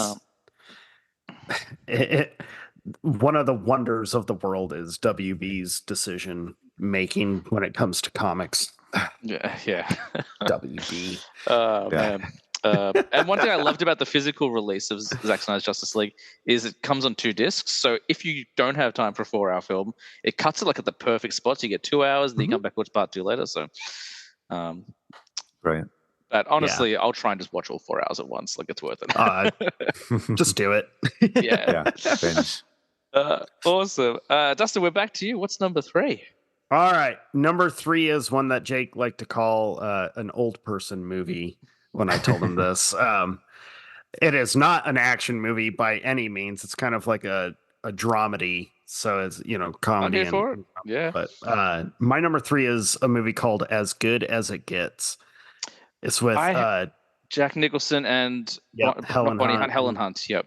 Yeah, and Greg Kinnear. Cuba Gooding Jr.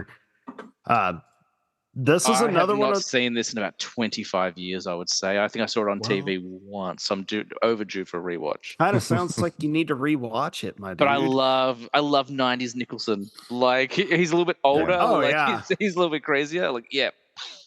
But this movie, like, it's very funny. It's so funny. The humor in it is very smart, but none of it feels forced. It all feels like conversation with people.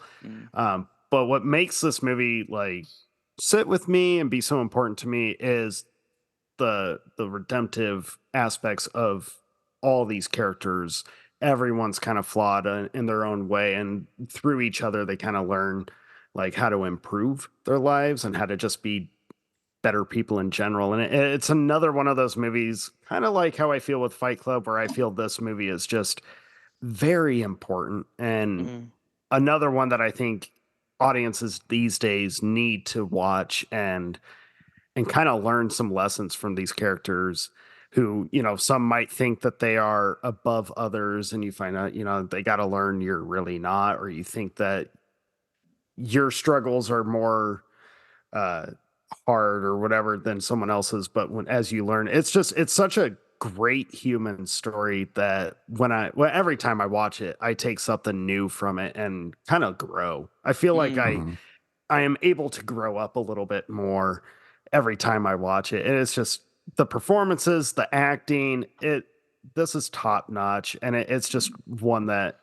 has always sat with me. I saw it when I probably shouldn't have, and I didn't understand it when I saw it because I was pretty young. But yeah, as an adult watching this movie, I'm like, holy crap, this is one of the deepest films I've watched, and it does it in such a clever way where it doesn't try to force anything. It's very subtle, very just kind of take a look at yourself kind of movie without beating you over the head with it. It's one that you realize you're taking something after you've seen it, and you're like, oh, growth. This is a frightening concept, but it's an important concept. It's such a beautiful movie, and it's the music in it just really helps ground it, and it's incredible. Can you remind me just of the premise briefly? I know that he's a grumpy old man in it, but that's about all I remember from it. He's listed as he's top bill because he's Jack Nicholson. He plays Melvin Udall, who is by today's standards like the most cancelable character we've gotten. A lot of inappropriate comments. Yeah, he's very crass, he's very offensive, and he comes off as very obtrusive. And then you've got Carol, the waitress, who is the only waitress at this restaurant that Melvin goes to. They kind of have it's not a relationship, but she's the only one that Melvin kind of trusts to actually communicate with. And then he has a gay neighbor who happens to be an artist, and they never see eye to eye. But the neighbor is robbed and beaten and is kind of forced to try and figure things out financially and try and figure out because his life completely falls apart. And Melvin and Carol get intertwined in helping him. And it's just the way that they all just kind of the layers of helping each other in different ways. It's so beautiful. That sounds awesome. I don't remember that at all. It's been a long time, so that's why I was like, just refresh me. Well, you said it was been about 25 years since you saw it. Probably, yeah. I would have been in my early 9, teens. 10 years. Too early to watch it. Probably that is. Yeah, right. You're not gonna remember too much, but does he have OCD or something as well? I feel like I remember him he has a few different mental issues. Yeah, and it's one of those movies where you start off laughing at him because he's so offensive, and you kind of can't believe the shit that he's saying out loud to people. But then literally behind closed doors, you start learning more of what he's actually kind of dealing with and lives with. And it's one of those moments where a character you initially might not be able to stand, that kind of when you really see him, you're like, oh crap, now I'm the piece of crap that's judging him. So, and that's happened a few times with movies for me, and I really like it when that happens. I like movies that humble you. Yeah, and this is one of them. So, nice. Yeah. It's definitely on the rewatch pile. I got to check it out. I got to find out where it's available. I don't know where it is, but I'll get my hands on it again. Surely it's out there somewhere. That's awesome. Yeah, nice one, man. Jake, do you have an old man movie for us? No, well, I do actually, but it's not my number 3. Okay, my number 3 is a sharp left turn into very dark and depressing and terrible and terrifying. Here it is. So my number 3 favorite all time is Hereditary. Wow, what a flick! It's the kind of flick that kind of, I feel like it's recent. It's pretty darn recent, but it definitely felt like changed my life and my perception of movie making and movies in general. Just as an audience member consuming them, it's such a different kind of movie. And to be Ari Aster's first movie is a really interesting and cool thing. But it's The thing that grabs me about it is it's a very scary horror movie, but not for the horror reasons that you would Yes, think. 100%. Like there's scary parts in it for sure, and there's supernatural parts in it, and those are all very well done and very scary. But the scariest parts to me are the like real life normal stuff, Yes. like that in any other movie would just be a drama, Mhm. and like his sister accidentally dying, and that drive home knowing that you need to like I put myself in his shoes. Mm. You need to get. What are you going to do now? You're going to go home. How are you going to tell your mom that your sister just had her head What do you busted do? off by What a do you pole? pick up the Right. heads? Like, Yeah. we should Like, probably yeah, bring this home. I get like, do you know what I mean? I have trouble blaming him because I'm like, I have no idea what I would do in that Yeah. situation. It's the Mhm. most terrifying thing ever. And then to deal with that grief, to deal with that blame, to deal with all that stuff, it's just horrifying. And and then all of the extra layers of the name of the film, Hereditary, the things that are passed down Mm. from your parents that her mom passed down to her and that she's passing down to her kids as like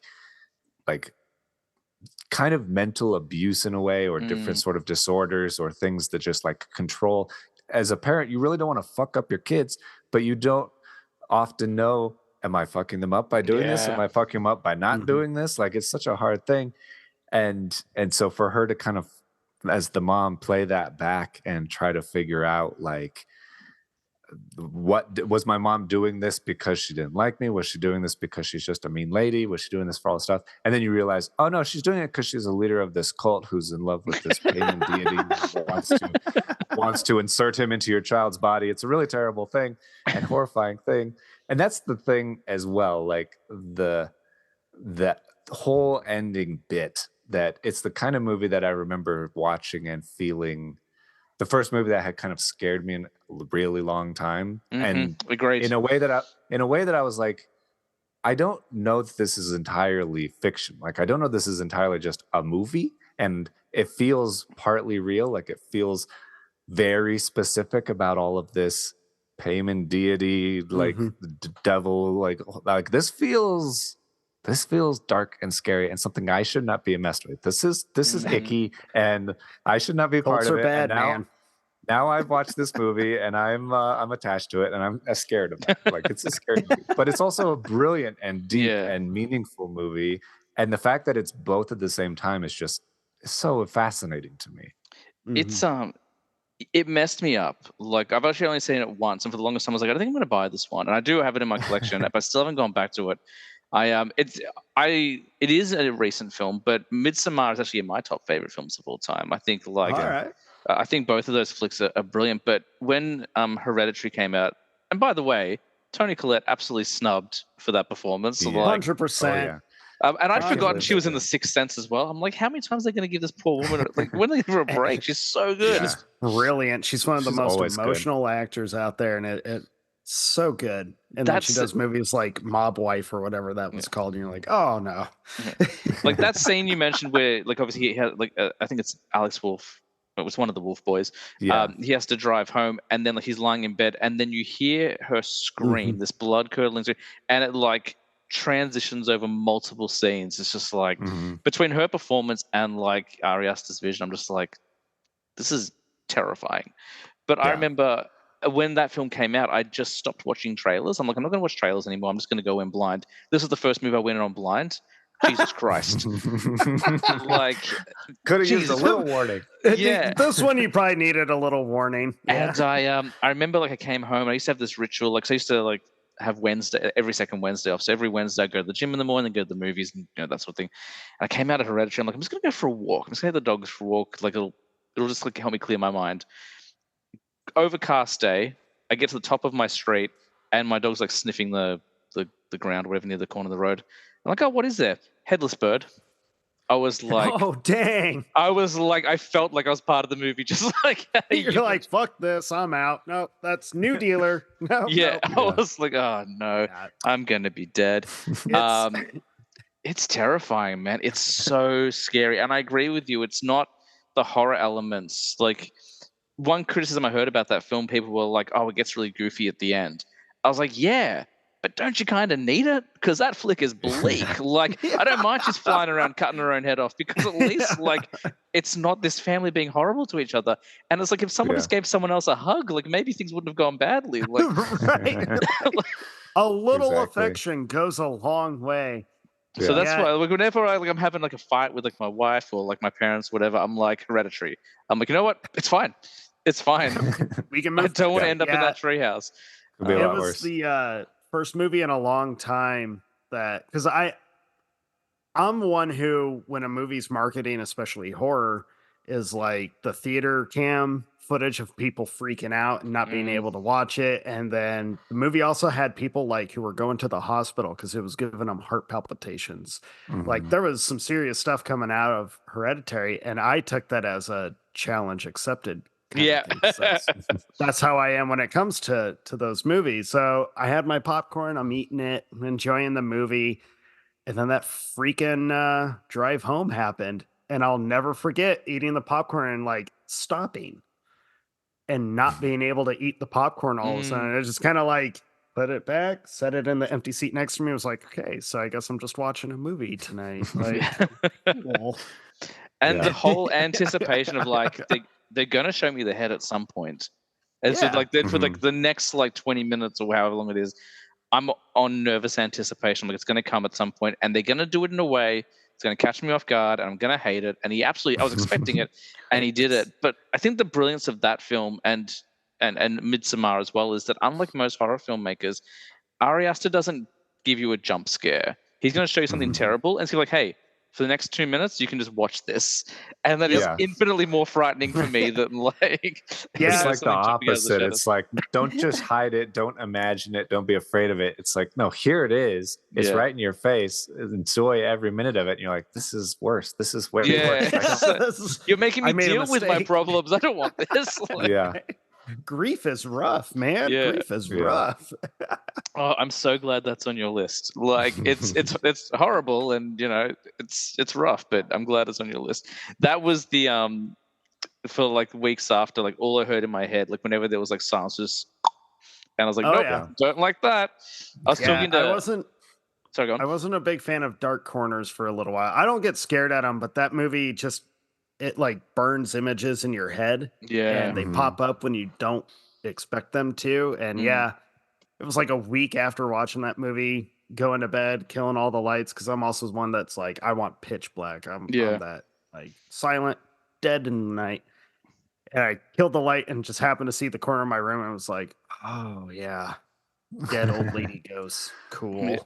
Like, I think that was one where I said to my wife, I was like, look, we can have the lights out, but like, can you just leave your lamp on until I fall asleep? And then you're like, but I am hiding under the covers and not looking at anything. That was the first truly scary flick for me for a while. I think the last thing that has scared me was Sinister, which had a pretty good scare rate. Great movie, underrated as hell. Disturbing movie. Yeah. That's a great one. Which brings us to number 2, Dustin. Number 2. All right, so number 2 is the one that people laugh a lot at me for, because they're like, it might be the most obvious thing. Now, we've talked Batman a lot, and this one's pretty obvious. I'll probably get eye rolls, but this movie, as a Batman fan, I mean, Batman's like my first actual memory, and so Batman is everything.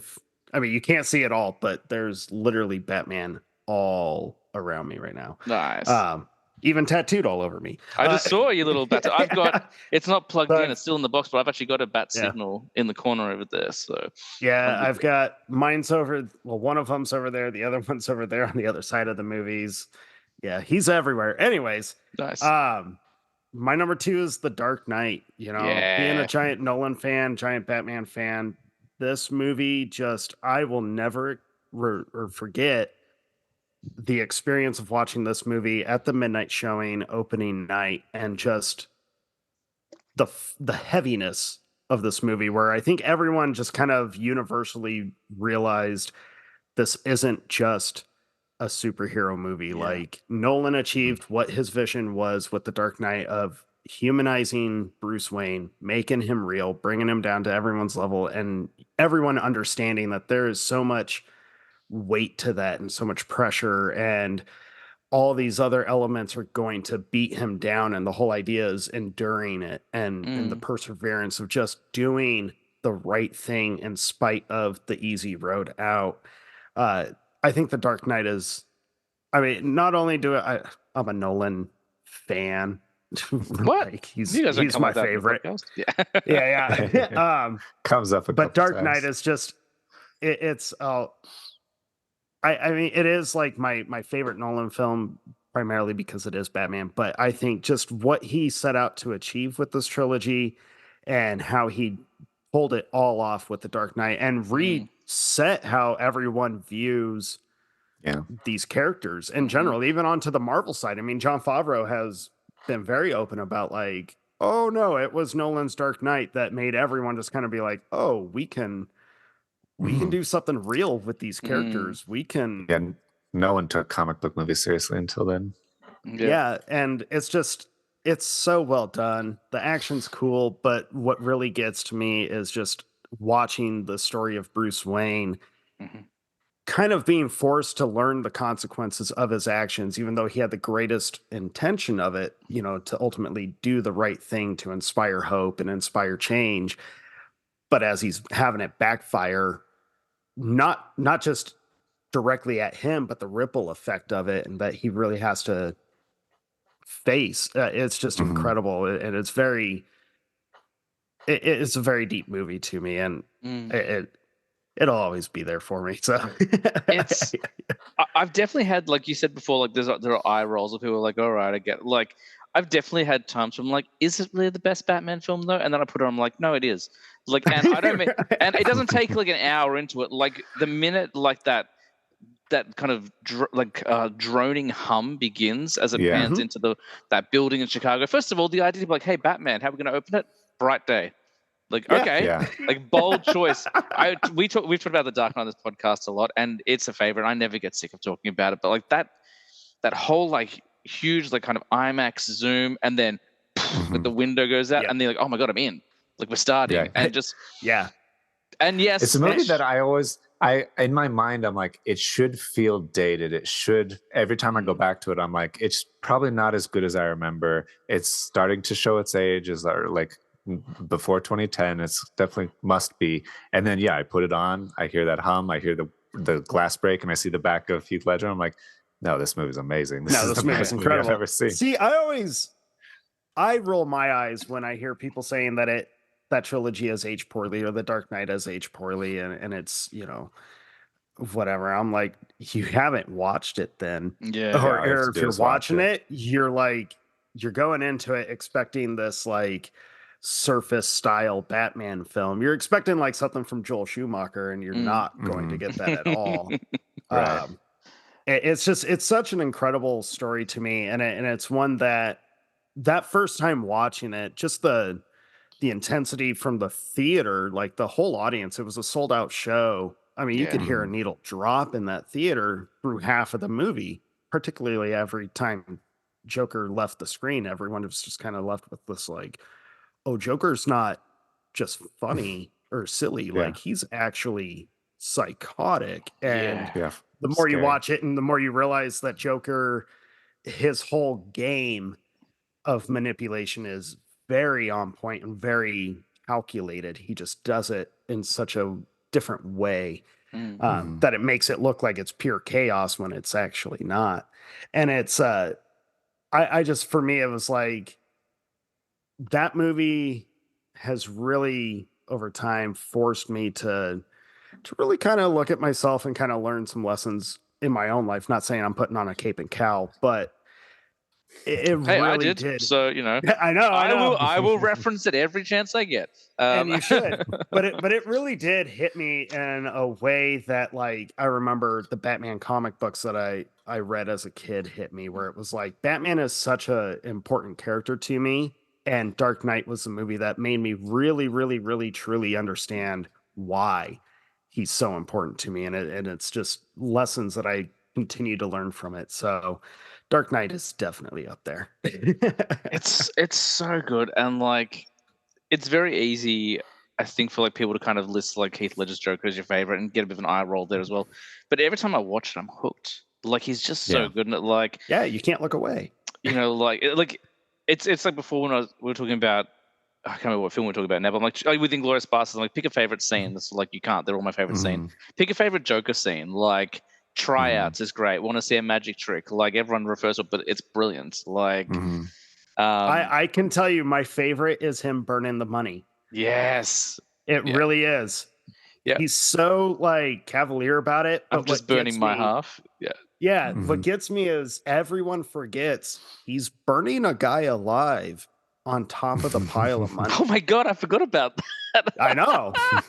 And to me, I'm like, that first time watching it and he sets it on fire, I remember thinking like, no, like Chow's up there.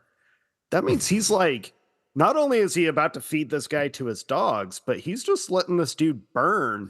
And he's like, it doesn't even... He's burning money. That's all it is to him. He's just, it's meaningless to him. And I'm like, this guy really is. He's so far off the reservation. Like, this is bad. Yeah. Human life is as invaluable as gasoline and gunpowder. Yeah. I think one of my favorite moments of his is it's at the dinner party when or like the fundraiser, and he's like, "Have you seen Harvey or whatever?" And he gets the champagne flute and it all falls out before he can have a drink. And then he's like doing his hair for Rachel. Hello, beautiful. Yeah. Yeah. There's like a smallest scene where he like asks the guys like, have you heard of him? Do you know him? No. Right. And he turns his head away. Laugh every time. Yeah. I feel like the only sin that film commits, and it's a very minor one, but just personally, I would have loved Aaron Eckhart to return because I think he's so brilliant in that movie, especially before he turns. Because you're like, if you know the comics, if you know the animated series, know anything about Harvey, like you know things are about to go very poorly for him, and he's so earnest and like. I just think Aaron Eckhart's such a brilliant performer. I was like, oh, it would have been good. Because Nolan was the first guy to really do it, which is, I know in the old Superman films, he brought back Lex Luthor. Less said about it, the better, probably. But like in the modern kind of films, he's really been the only filmmaker to bring back villains again and again. Like you get Scarecrow in all three flicks, which I thought was genius. It's like that would happen in the comics, so why aren't we doing it in the movies? So I would have loved it more Two-Face, but it's a very... I get that because Two-Face has always been one of my favorite villains in the Batman pantheon. But I love the purpose that he serves in that movie, and I get why his fate ends where it does. Yeah, because that's where Bruce has to actually like. That's the full weight of his decision right there. Is I actually just caused this guy because of what I did. Yeah. This guy who actually was making change, who could actually set, and do what I've been trying to do. He was the dude, and now he's gone. So it's like the full weight of everything. It's just I love that.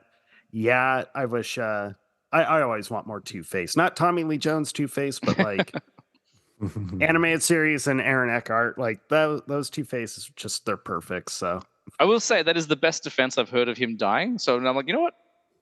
I'm on board with it now. You've turned me around. Really good Happy to do that. Yeah, I'll take it. It's so good. Now I kind of want to go watch Dark Knight again. See? Yeah, every time. It's infinitely rewatchable. And like I know we talked about a lot of Batman. We will move on in a second. But where do you stand on the others in the trilogy? Do you have a particular ranking, or how do you feel about them? Man, Jake and I have laughed and talked about would we ever try to dare rank our Nolan films? And for me, it's even more daunting for me to rank the Dark Knight trilogy.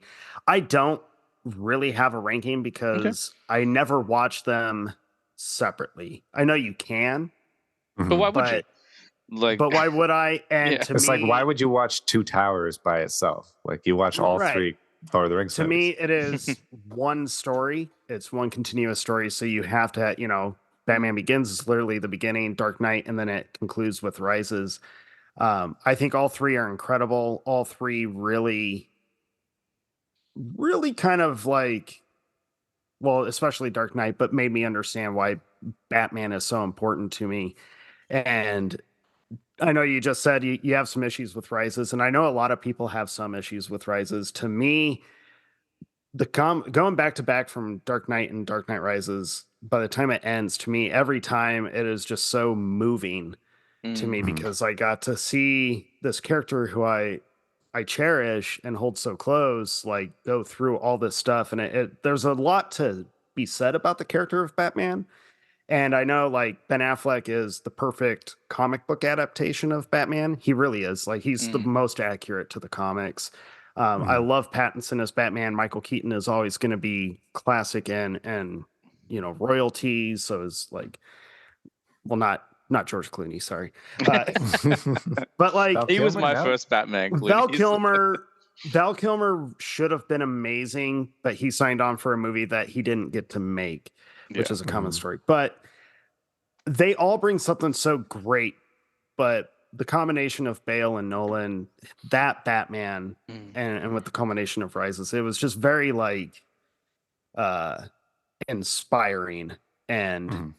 kind of scary for me, just in terms of like really putting myself in kind of the mentality of like, oh, so this is not only like what it means to be a hero, quote unquote, but like doing the right thing, forcing yourself to continue to push and do the right thing. And then through all the hardships that you're going to face, and they're going to get harder as you progress, you have to endure. And just that lesson of enduring this stuff Mm. is so powerful to me. And I can't rank them. I Yep. think it's a perfect culmination.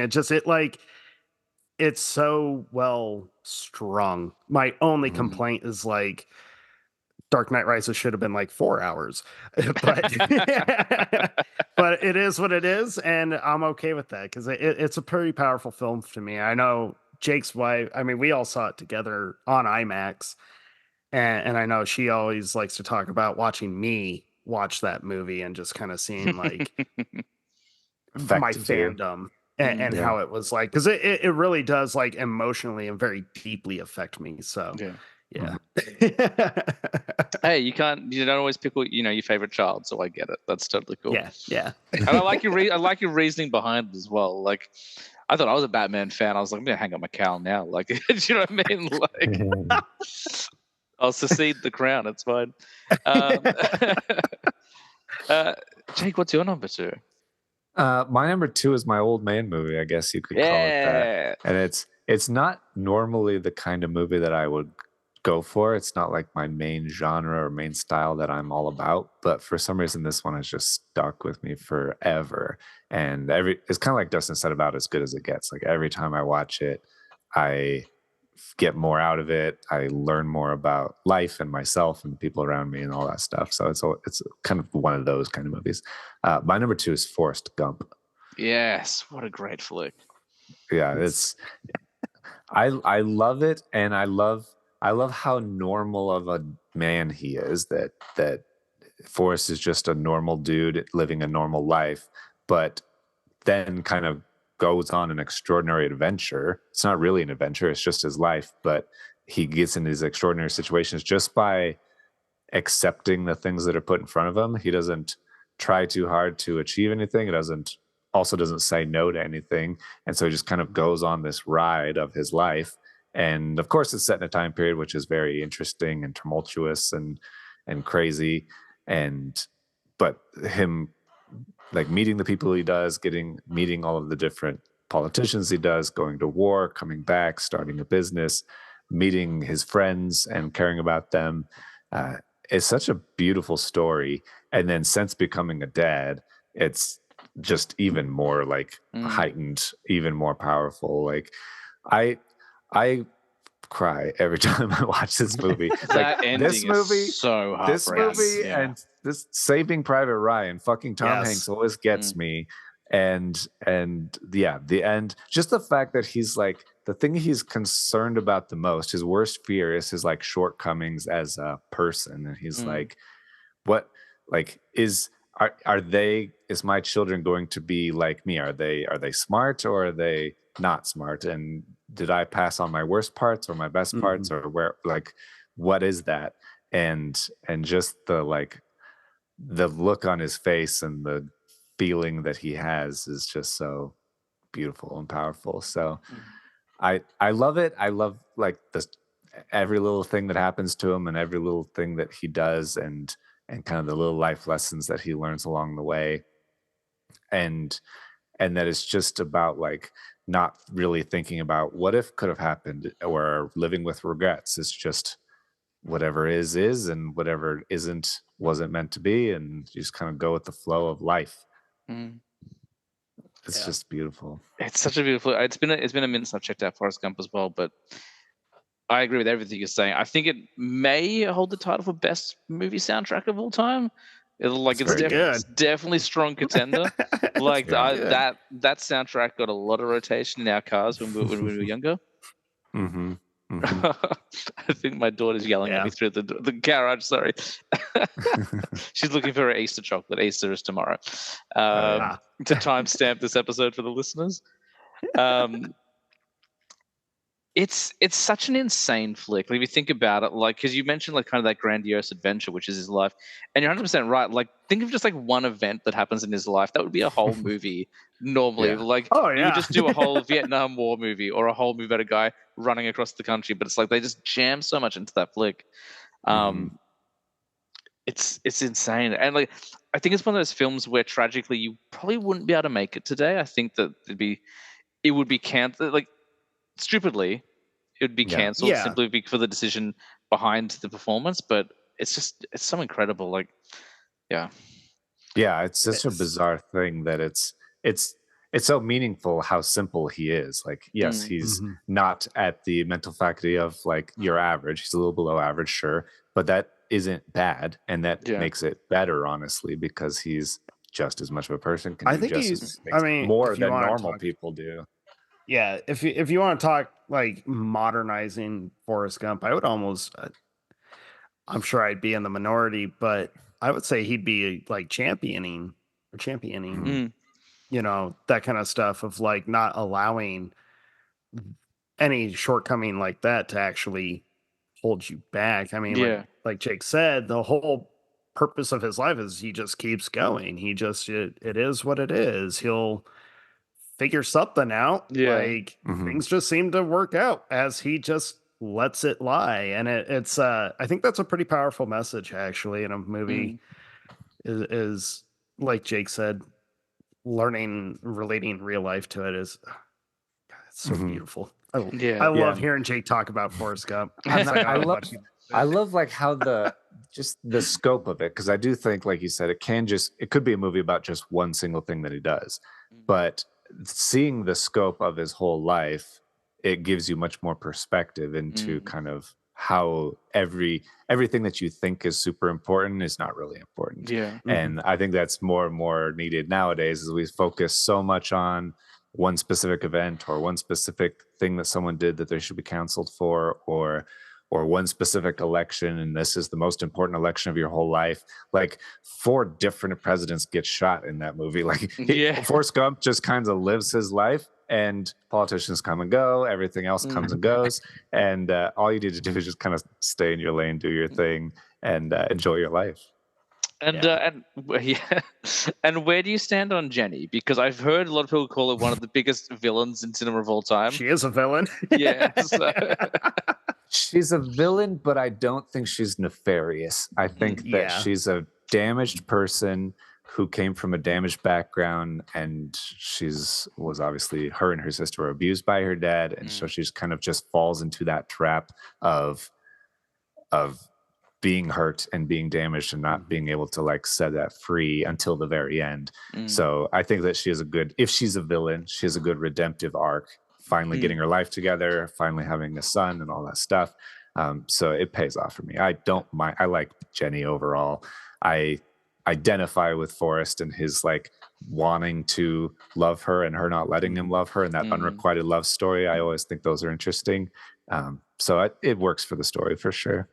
Nice. Yeah. I always hear people, again, it's been a little while since I've seen it, and I always hear people like hate on it. I'm like, surely like there's got to be a voice amongst the crowd. I was like, well, like, hang on, like, let's look at this a bit deeper. So you can't hate Jenny, but she does string Forrest along a handful of times in that movie, and I think that's where, like, at least for me, the villainous aspect comes from. But I guess maybe in my mind, I forgive her more because I'm on Forrest's side, and there must have been more reconciliation, more of her being like, Mhm.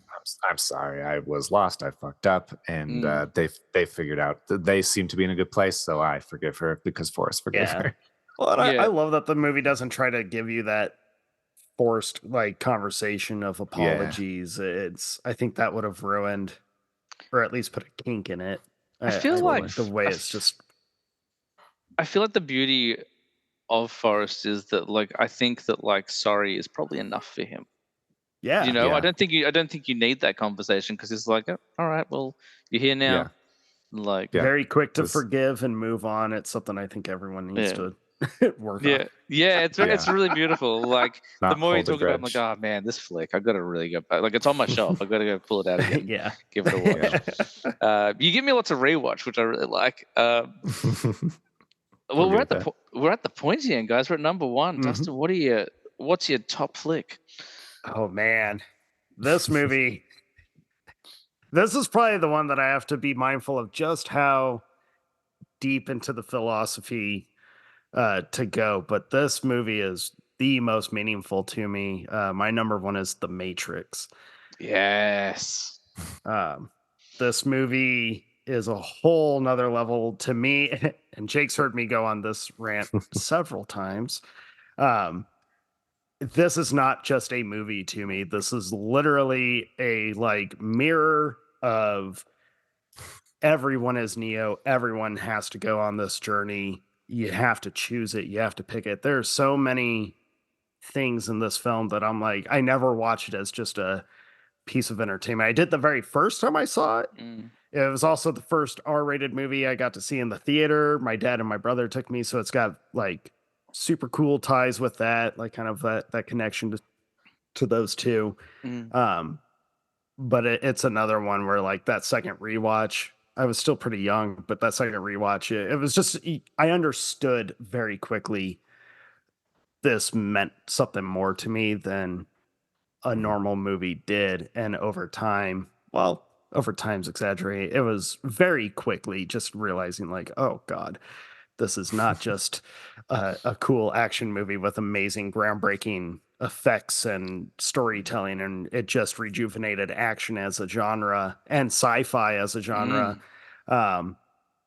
This movie really was like well, I said a mirror all of a sudden. And older I get, the more it connects to me, and the more I take from it and am learning from it. And that's always like that's a big thing with movies to me is if I feel you can teach me something, even if you're not really meaning to, you've done something great. If I'm holding that mirror up to myself because of what you're putting in your film, like that's a huge win to me. And The Matrix is the movie that just, I mean, it changed my freaking life, man. It just, and it's a work in progress. And I think the most meaningful, the most powerful scene in the whole movie to me is actually when Neo is meeting the Oracle, and their whole conversation is just, I can barely get through watching that scene without having like goosebumps or a little bit of teariness, just because it's always, to me, it's like the Oracle is actually talking to me and actually telling me like, I think you're waiting for something, which is, you know, a lot of people take that scene as her telling Neo like, sorry, kid, you're not the one, but she's not telling him he's not the one. She's telling him like, you have this expectation. You have to let go of that to actually learn how to believe in yourself. And that's one of the biggest, if not the biggest challenge in life, is just believing in yourself. Yeah. You're waiting for someone to tell you you're the one instead of just, you're not going to be the one till you believe you're the one. Yeah. Right. So it's just, there's so many things in The Matrix that just hit me on a level that no other movie has ever done. A lot of movies come very close, but there's just something about Neo's journey that is on a whole nother level to me. It just, it ascends everything. And it's like, it's life-changing. So, and the action's pretty badass. I guess that's not too bad either. And the action's pretty cool. It changed all action for all cinema for since then. I just love the way you guys talk about movies. Like, and that's what I was saying before, like, such a, how much a fan of your show and how it inspires not just people who like movies, but people who want to talk about movies. Because you're talking about things, it's been a movie that I've watched a lot since it came out over the last 20 years. And you're telling me things I haven't seen or I've missed or haven't looked into deep enough. Like, it was such a life-changing film, I think, for everyone of our generation, but also for the industry. Like, the first half of the 2000s, a lot of leather jackets in movies. But a lot beyond of bullet that, time all of a sudden. Yeah, a lot of bullet time as well. But yeah, like, it's such a...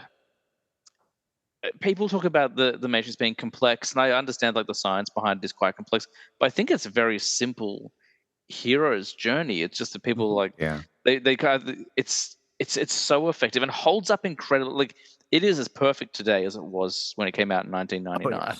Like, it's stunning, and like Keanu Reeves was just such the perfect choice. Like, I know he copped a lot of criticism during the Matrix years because of they're like, I was acting so wooden, but it's like you're missing the point, like, of this this flick.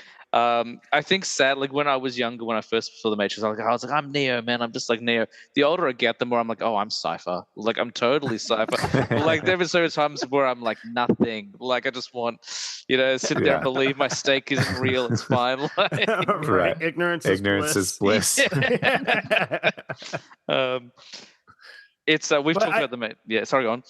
Oh, sorry. I was just gonna say, I think everyone has moments where we are Cypher, where it's that like cynical, it's the temptation kind of way of viewing. It's the easy way out, right? That's the total easy way out. You sell out something meaningful because it's difficult, or it feels like it's too much to handle. So the easier route is just to give up on it. I think we're all Cypher on some days, man. The older I get, the more I'm like, do I put in the effort, or do I just pretend the stake is real? Like, because that might be easier sometimes. That's when you got to really like lean into it and put the effort in. It's harder. That's it. It's so easy to say. It's very difficult to do. But that's one of the things in that movie that's like so powerful to me is it's literally showing you the easy route, the easy way out of this. Of course, it doesn't pan out, but and then visually, like, again, like, this is the third film we've talked about. It's like, pick a favorite scene. I'm like, they're all my favorite scene. Like, them in the walls is incredible. Like, the whole Agent Smith fight, like, on the subway is like beyond iconic. Like, and even like, it's so silly, but him flying away to Rage Against the Machine, it's like, great. This is every movie should end like 1999, this. 1999, baby. Every movie should end with that. All right, that is still one of the coolest endings ever filmed. Like, if Oppenheimer ended with Oppenheimer flying away to Rage Against the Machine, I was like, oh, I would have been like, how did you do that? Standing ovation. I know you guys would have thought differently about Poor Things if at the end of the day, like at the end of the movie, Emma Stone. If Wake Up by Rage starts playing at the end, like, all right, Bella Baxter, you got it. It might have redeemed it. I'd be like, well, maybe it's not so bad. They're pulling out, like, she's sitting on that lawn, everything's kind of okay, and then she's like, I'm out, and then, it's a great flick, man. I could just wax rhapsodic for hours about this movie. I love it as well. It's come up a lot in the show. We did. I think that's one of our longer episodes, actually. Yeah, we're like, it'll be easy to talk about all 4 Matrix movies, and then we spent like an hour and a half, 2 hours on the first one, and we're like, oh no. Well, let's touch on that briefly. Where do you stand on the sequels? Because when I was a teenager, loved one was perfect. I'm like, this is the be all end all. This is pre Dark Knight. There was nothing better than the Matrix. Right. Reloaded, I was kind of like, it's fine. It feels like a filler movie. And then Revolution was like, I think they kind of drove it home. I was 15 at the time. Rewatching them, Reloaded holds up so much better than it did when I first saw it. But where do you kind of sit on the trilogy, and how do you feel about part 4, like, and how that fits into it? You ever seen that meme where it's the picture of the horse? Yep, it's like very detailed drawing, and then it gets more and more childlike and simple, and that's the Matrix. That fourth one was so bad. Everyone, it just gets less detailed, less meaningful, less. I would rank them in the order that they came out. Okay, that's fair. I think that's pretty fair. Yeah. I don't really have too many big issues with Reloaded or Revolutions. I at all, really. I mean, the Smith fight I wish would have been cooler, mainly because the CGI that they go with really comes off cartoony pretty quick. Does not hold up. Yeah, but I can forgive a lot in it just because Neo and his whole story is so like meaningful to me. So I forgive a lot. I still think Matrix Revolutions has one of the coolest shots ever that no one ever talks about, and it's when the Sentinels flood into the loading bay of Zion. It's that scene. I remember watching that in the theater and just being like, "This is the oh shit moment." Like, there is literally no way out of this unless Neo actually performs this miracle. Like, that's the only saving grace right now. And you kind of figure like he has to save Zion. That's his whole destiny. That's his fate. I don't mind them too much. I was super stoked for that fourth one. I was excited to see how they were gonna like do this. I was going into it with the hopes and expectation that they were gonna dive into some of the stuff that the architect talks about of like previous Neo, previous ones. And now Neo is part of that, and Neo's part of the machines again. And I was excited to see that, and I was really expecting a lot of the mythology of the one and the architect to kind of come back through, and instead we got a movie about video games. And it had been a while since I had felt that dejected in a theater. I was pretty upset. And then because that was when they were doing the like HBO streaming at the same time. I remember that. As the WB came out. Yeah. And so I saw it in the theater, was pretty like, what did they just do to this guy? And I came home and it was like the next day or whatever. And it was like, maybe it wasn't as bad. I'll rewatch it on Max, and rewatched it. And it didn't take very long into it that I was like, nope, this is bad. Like they took all the greatest elements of all of these characters and tried to modernize it, reboot them, tongue-in-cheek style, I guess, tried to make Morpheus care more about looking glamorous and like hip, and that really kind of pissed me off. I hated the treatment that they gave Morpheus, and that really bothered me. That's probably the thing that pissed me off the most, was like, you took this. Did they ever explain the recasting? Because I couldn't quite understand why. Well, they're all machines now. They're all just part of the system. AI. So that's right. Yeah, the explanation for Morpheus was OG Morpheus passed away, and this was how his AI or whatever the younger, cooler version, the younger, cooler, hip one came out, and I was just like, "Are you fucking kidding me?" And the guy who was like the new Smith, at no point in the whole movie was I like, "Do you even know how to be intimidating?" I was like, "Have you seen The Matrix?" Right? Like, have you ever did heard you not of do Hugo any Weaving? research? Like, did you just refuse to see your source material and be like, "I'll wing it and do my own thing. That'll be cool"? It wasn't, and you ruined it. So I'm glad you brought up Hugo Weaving. I've talked about this before as well, but Hugo Weaving's performance, especially in the first Matrix, was so impactful to me that when I watched Lord of the Rings for the first time, I was convinced Elrond was going to be a bad guy. I'm like, I was like, he's going to turn. Like, he's not really a good guy. That's Hugo Weaving. Like, you're just waiting for him to get up in someone's face and you like describe humanity as a virus, and you're like, he's going to get real uncomfortable real quick. He's going to talk about the smell of these hobbits in a moment. Yeah, right. Like, he's about to punch someone really hard. Yeah. And, like, it's not going to be good. I was waiting for him to use the word inevitable, but he never did. Inevitable. Oh, man. We've got one more to talk about, but that's a great list. Like, that's a strong list. And like, there's a lot of like, I know.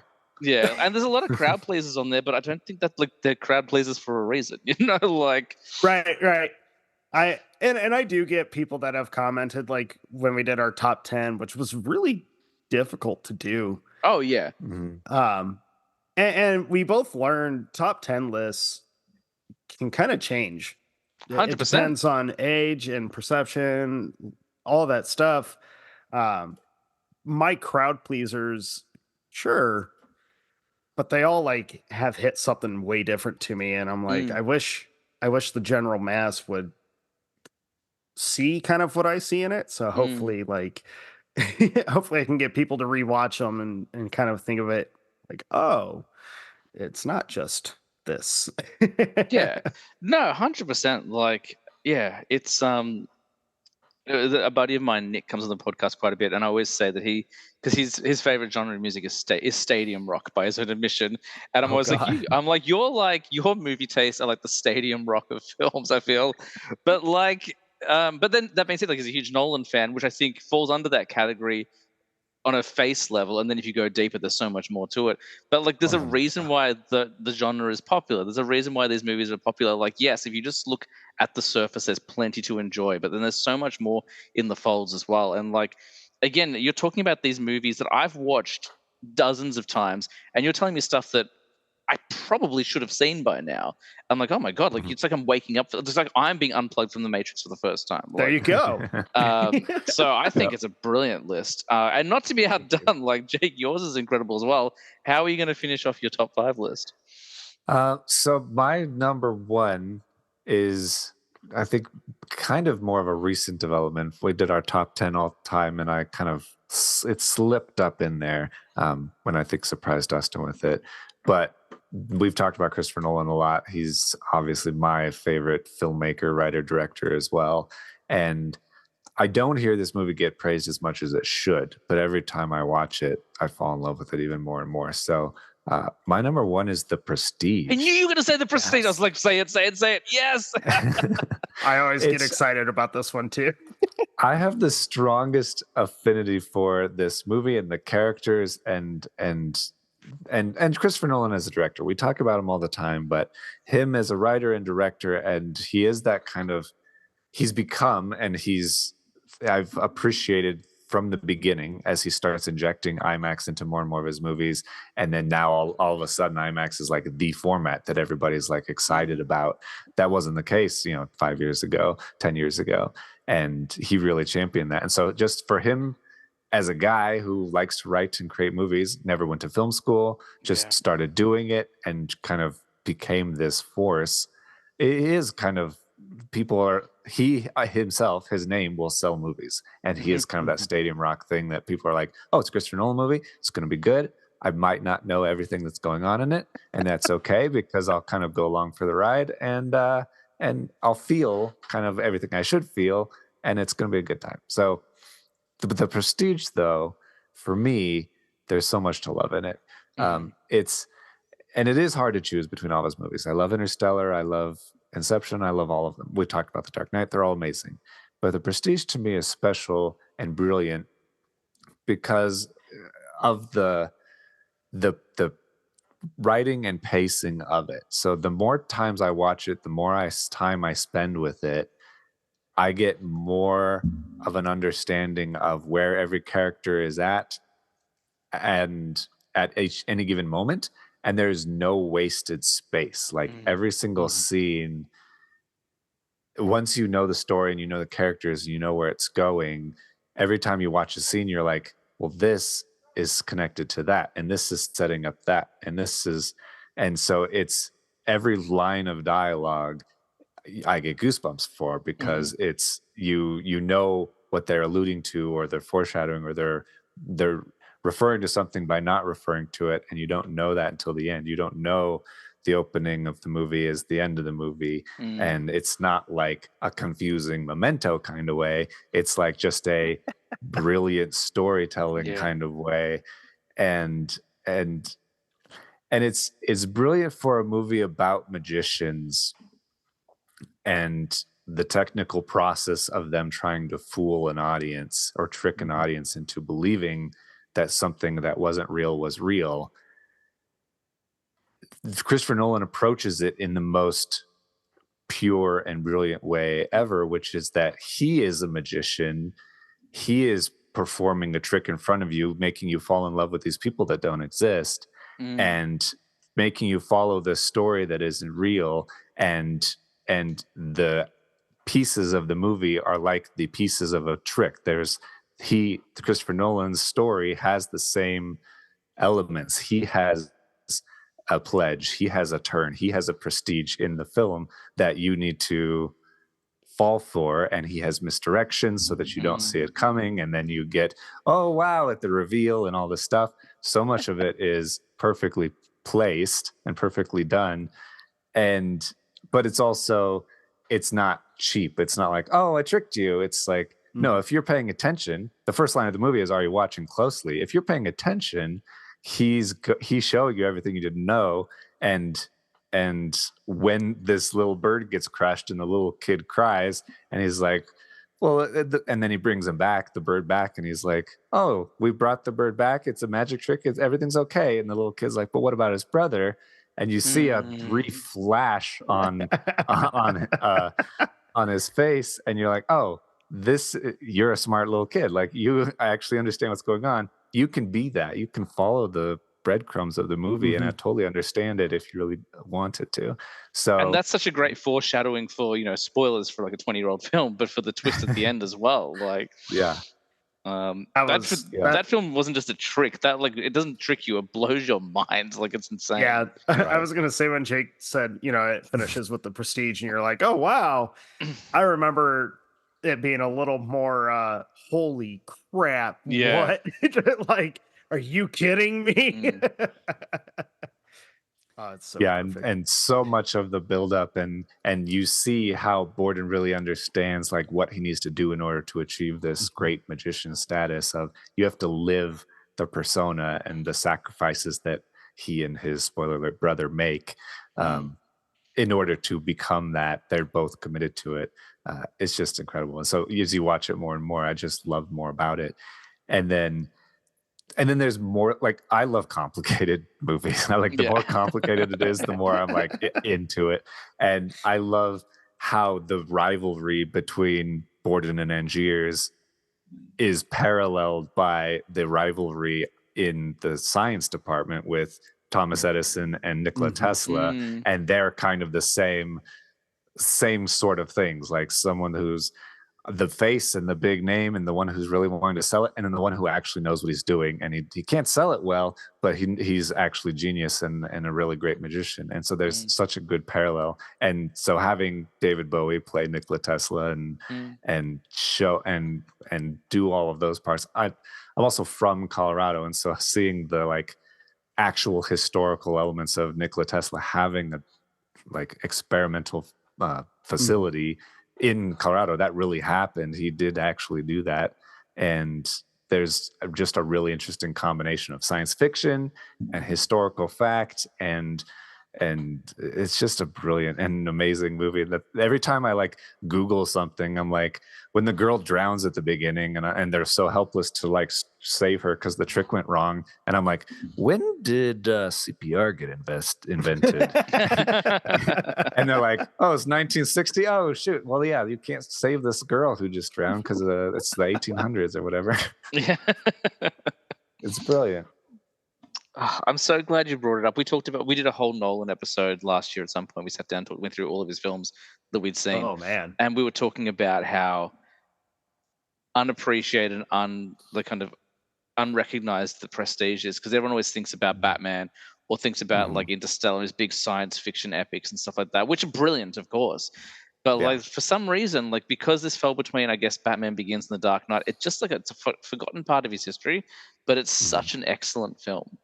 I'm so glad that you brought it up. Yeah, and I feel the same way about Christopher Nolan as I do about Denis Villeneuve. And I love their sci-fi epics. I love Interstellar. I love Blade Runner. I love Dune. I love all of the things that they've done.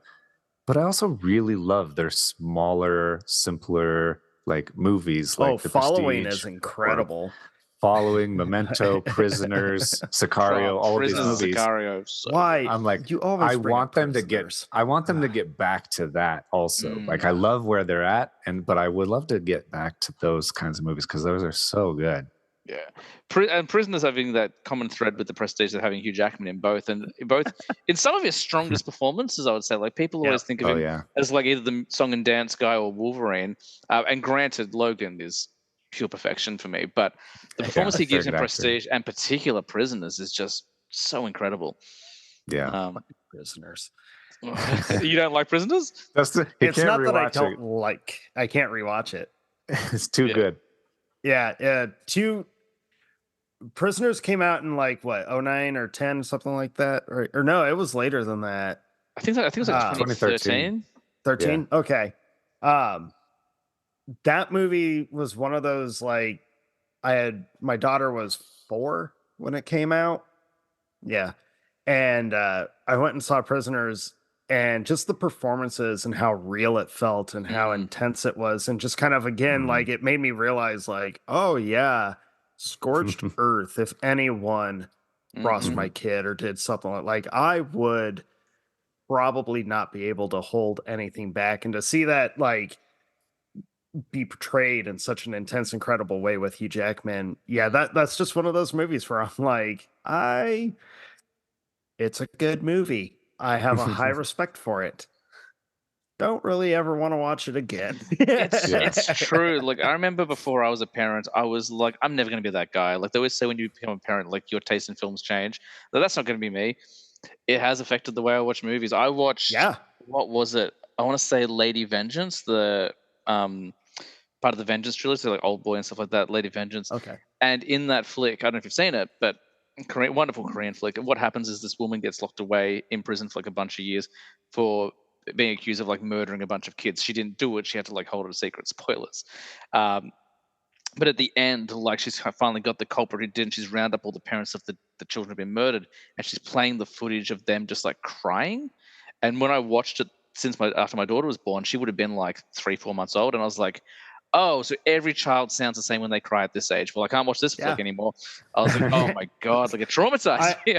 I tell my kid all the time, like, it was rare for me to cry at a movie or really anything before you came along. And I'm like, then you showed up, and I'm like, fuck, man, I cry at everything.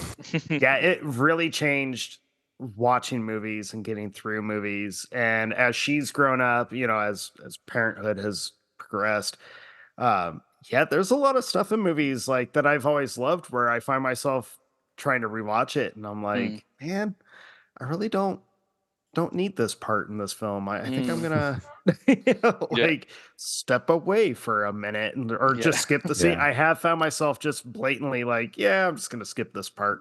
Like, I've seen the movie enough, I know what I'm missing, so it's okay. It's crazy how being a dad changes stuff. It really does. Yeah. I had a moment with my daughter a few weeks back. I heard you guys talking about this actually, which is so funny, because Disney re-released a bunch of their flicks in theaters this year, the stuff that didn't get released during COVID. And I heard you guys like making fun of that. I was like, oh, I understand why you're making fun of it. For me, I was like, oh, it's an opportunity to take my daughter to the movie. So I went and took her to see Luca because we hadn't seen it. And I like to I'm trying to introduce her to the theater. So like whenever I can get to the cinemas, I will. And there was nothing really out. Like Kung Fu Panda, I think just dropped, but she's too young for that. So I took her to Luca. And for the first time ever, I had a first time dad moment where I had to cover her eyes because it was too scary. And I was like, oh, this is actually a weirdly cool thing. Like, I haven't dealt with that before. It's a rite of passage. Yeah, I was like, look, really achievement unlocked, Like, right. Like, ooh, I earned that stripe. All right. Yeah, like, nice one. I was like, you just tell me when I'll tell you when it's not scary anymore. Just wait for those moments where you're going to introduce her to, like, as she gets older, you're going to introduce her to, classics or whatever, movies that you loved, and you're going to forget about certain scenes in them. Yeah. And you're going to be like, oh, crap. Yeah. Happened with me with Ace Ventura. Introduced my daughter to, like, we did a whole Jim Carrey marathon on New Year's Eve one year. And we started with the first Ace Ventura because she loves Dumb and Dumber. That's her favorite movie, like, ever. Loves Dumb and Dumber. And so I was like, well, you got to see his early, like, not that much earlier, but early days. So we watched Ace Ventura. We're watching it. And I had completely forgotten there's like a full-blown sex scene halfway through the film, and we're watching it, and it comes up, and I'm like doing that frantic, like, parent move that you see in shows where they're like, I need the remote that you always judge. Like, literally lean over and just do that, and you're fine. I couldn't get coordination. And by the time I had the remote, the scene was over, and I'm like, the whole time I'd spent the time yelling at her, like, cover your eyes, like, yeah, it happens. It's like the end of Raiders, just to bring it all full circle. Like, don't look at it. Like, no. We still laugh but- about that to this day. Yeah. Those are two pretty phenomenal lists, man. That's awesome. You didn't disappoint, to quote the Joker. The last, well, you survived. Well done. Not that I was surprised. You guys do this every week. You've been doing it longer than I have. But before we get out of here, we always do the rapid fire question round, which tends to be not so rapid fire because I ask complicated questions. Okay. But well, they're not that complicated. But people like to think about their answers. So first up, what was the last movie you both watched? Oh God. Good question. Actually good answer for this. So my son is super into robots right now. Nice. And I was like, I've never seen the movie from 2005 called Robots with Robin Williams and Ewan McGregor and Mel Brooks. And so we started watching that. I was like, this is a really fun movie. And actually the animation looks really good for like a Fox CG animation movie. So I would recommend Robots. It's a fun one. Nice. Yeah. Cool. I would say the last one I watched was actually for prep work for an episode that we are going to be recording soon. I rewatched Dawn of the Planet of the Apes. So, Nice. That's a great flick. I don't actually if I've actually seen Robots. I think we played it a bunch in the video store, but I don't think I ever sat down and watched it properly. So it's a cute movie. Yeah, it's a cute movie. I remember the animation style being very cool. Like in a world where every Pixar film, whilst very good, looks the same. I'm glad to see some different animation. And DreamWorks are doing it 20 years ago. So come on, Disney. Right. That was my biggest problem with not my biggest problem. One of my biggest problems with the Oscars this year. So I haven't seen Elemental. I'm sure it's brilliant, but do you know what looks different? Like Turtles. Like that was a great looking flick. Yeah, it looks really interesting. Yeah.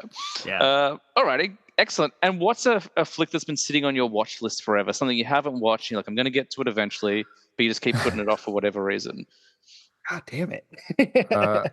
Probably the number one for me is Schindler's List. I'm like, everybody's like, you need to watch it. And I was like, I've never seen it, and I don't want to watch it, but I feel like I have to at some point. That is a flick that you only need to watch once. I saw it once. I was like, well, I feel guilty and sad and horrible.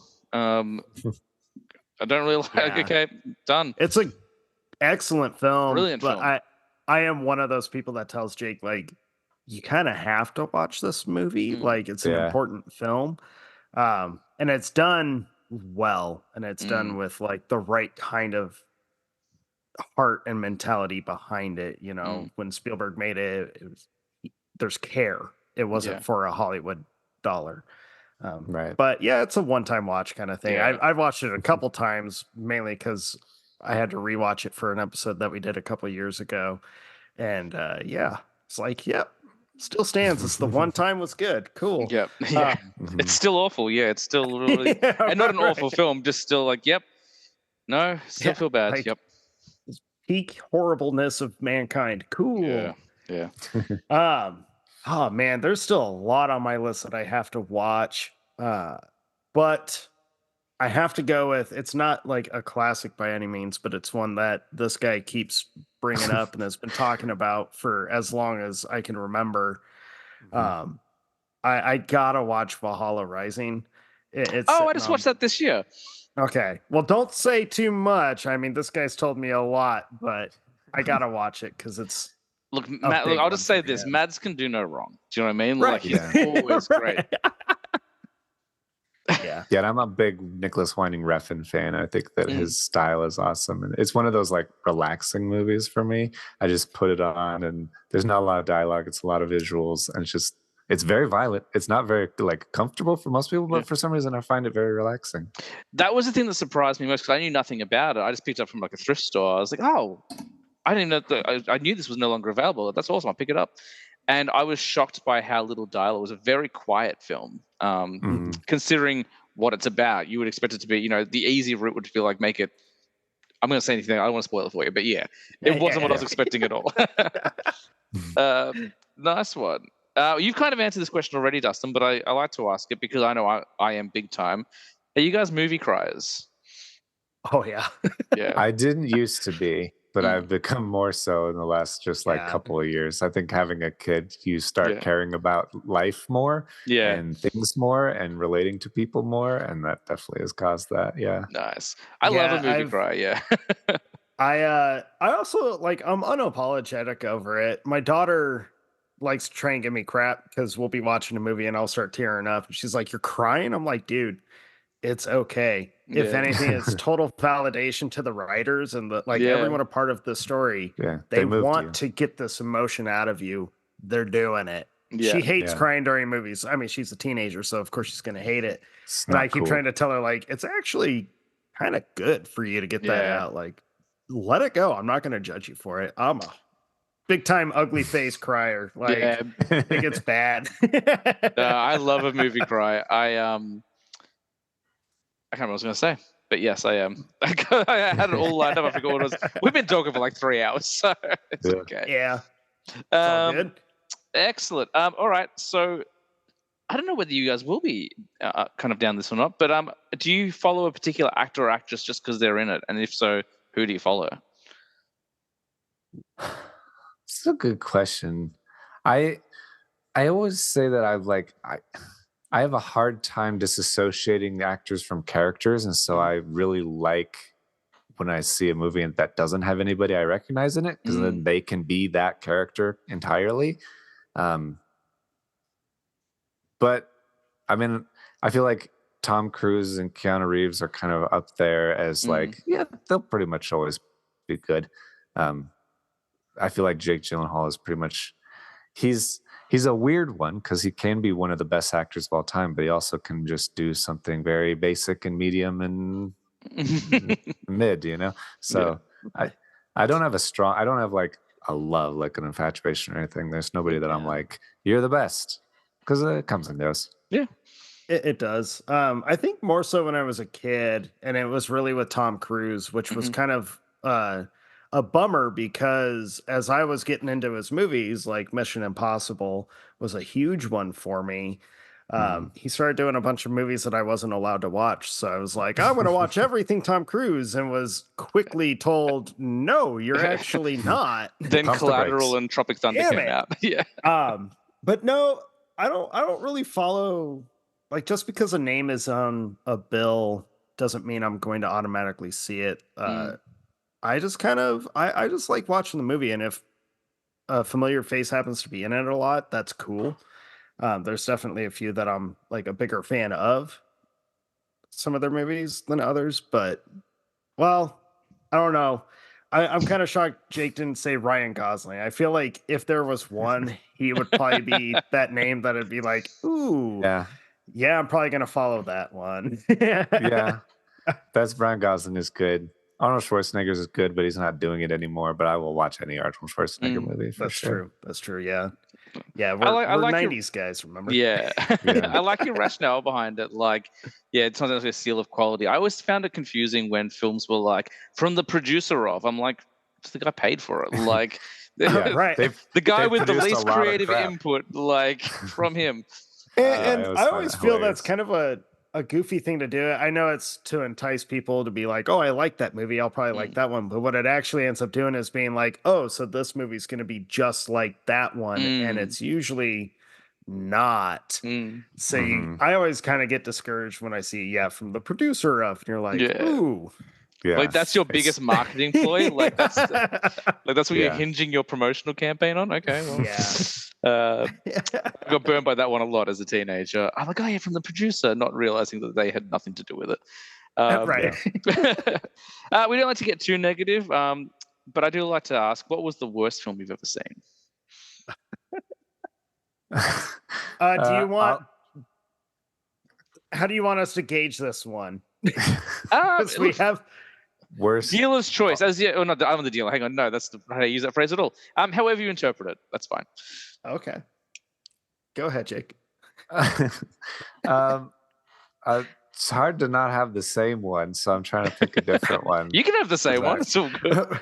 We were pretty affected by a few in a very negative way, but yeah, I think that all of the ones that we did on that that episode. Oh, I'm listening to that tonight. I cannot wait. You need to. There's a lot of redemptive one, not a lot. There's a couple of redemptive ones, but there are a lot of shitty ones. And shitty is appropriate for probably Sallow, 120 Days of Sodom. That's in the Criterion Closet.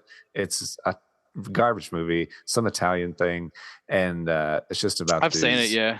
Aristocrats torturing these teenagers, and it's just the worst. Yeah. The worst thing about that film is not, well, there's a lot of things about that film, but it's almost not even the acts, but the reactions of the people doing it that's really unsettling for me. Yeah. Just like the grimacing faces. Yeah, it's just entirely unnecessary. Like you could tell a better story with the same themes with much less of that shock and nonsense. Yeah, but how else are you going to fill 90 minutes, Jake? Like, it could be maybe you don't need to fill those 90 minutes. Yeah, that's a good answer.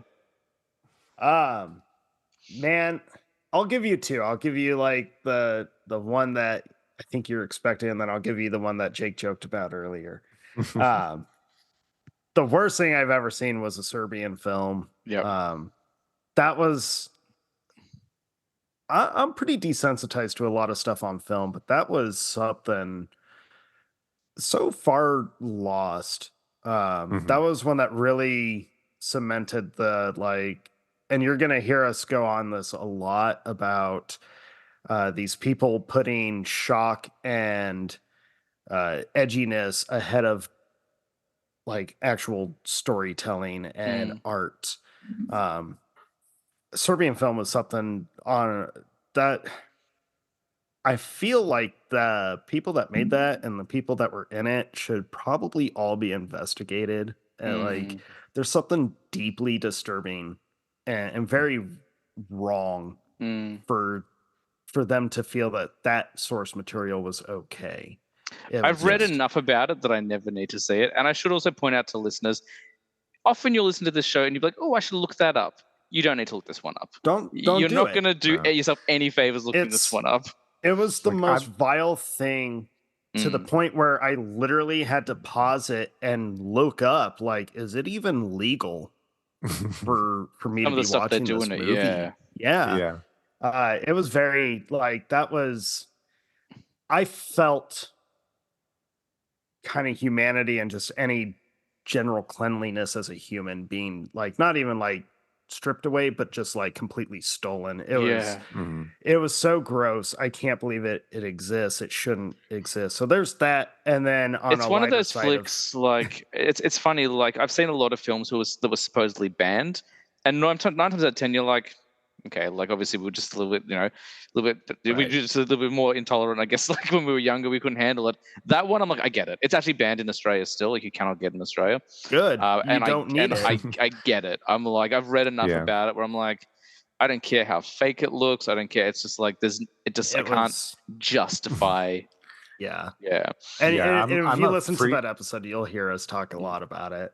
I'm a free speech absolutist, and I think anybody should be able to make anything or say anything or do anything that they want. But I think that story and that movie and that content is honestly damaging to culture and not interesting, not insightful, not like anything. It's just to make it accepted as like art is damaging. It's horrible, and it's a slap in the face to art and artists who actually have something to say. You'll hear us go quite a bit on that tangent with a lot of stuff, actually. I can't wait. I'm so excited.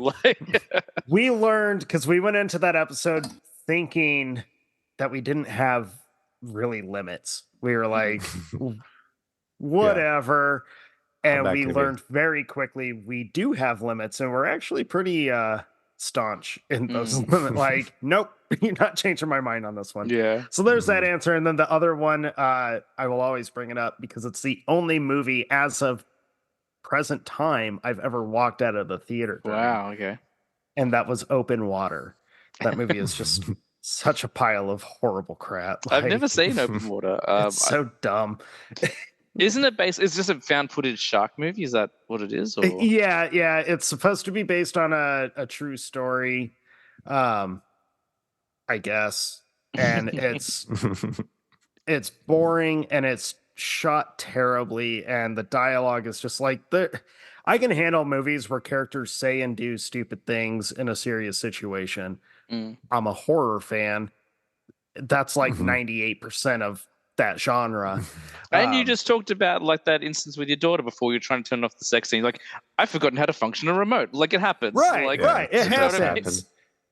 But there's just something about the delivery in that film that was like, this is horrible. I can't believe anyone was like, this is a good idea. Because it's a poorly made film, in my opinion. Yeah, only movie I've ever walked out of. Well, that reinforces. I was talking about this with a guest recently. I'm not a huge fan of the found footage genre at all, to be honest. Like, Okay. I love horror, but found footage for the most part doesn't really work for me. Although I recently watched the Hell House films and I found them to be pretty effective. Yeah. I like them. Okay. But I think the reason is, my explanation was, first of all, anyone thinks that if they can make a movie, it's a horror film because you just need a couple of bucks for a bucket of blood. But the people who really think they can make a film are the ones who are like, I'm going to make a found footage horror film because you don't need to do anything. It's like, nope. No. Yeah. And That's that's not the why reason to do I've it. just seen a lot of bad found footage horror films. But I'm always, ready to be impressed. So I'll have to check out Open Water and give you my feedback on it. Why would you do that? Maybe I'll be able to give you like an eloquent speech about the way you talked about the Matrix. I'm like, well, actually, I doubt it. Dude, if you can find some like deep philosophical meaning that's like gonna change your life on a daily basis, by all means. I'll be like, so I watched the Dustin, and it turns out everyone involved wanted to get paid. I know. Don't know if you considered that. Excellent. And the last question, we'll go away from worst movies. Well, kind of. What's one movie you think that should never be remade? That's a never-ending list. Yeah. Although Die I do Hard's have a good one. I have one. What? I know you've heard me say this before, Jake, but I would say Okay. Back to the Future. Yeah. That's a very common answer on the show, yeah. Yeah, that movie is just, of all the movies that we talked tonight about being perfect films, honestly, Back to the Future legitimately is like Mhm. top to bottom perfect. And I think they would just completely ruin the purity of that film by trying to remake it. I watch that film every year with that fail. Every year, like Back to the Future is like, yeah, it's good. My wife and I sit and down. that's another one where it's like, it's all three to me. It's one conclusive story.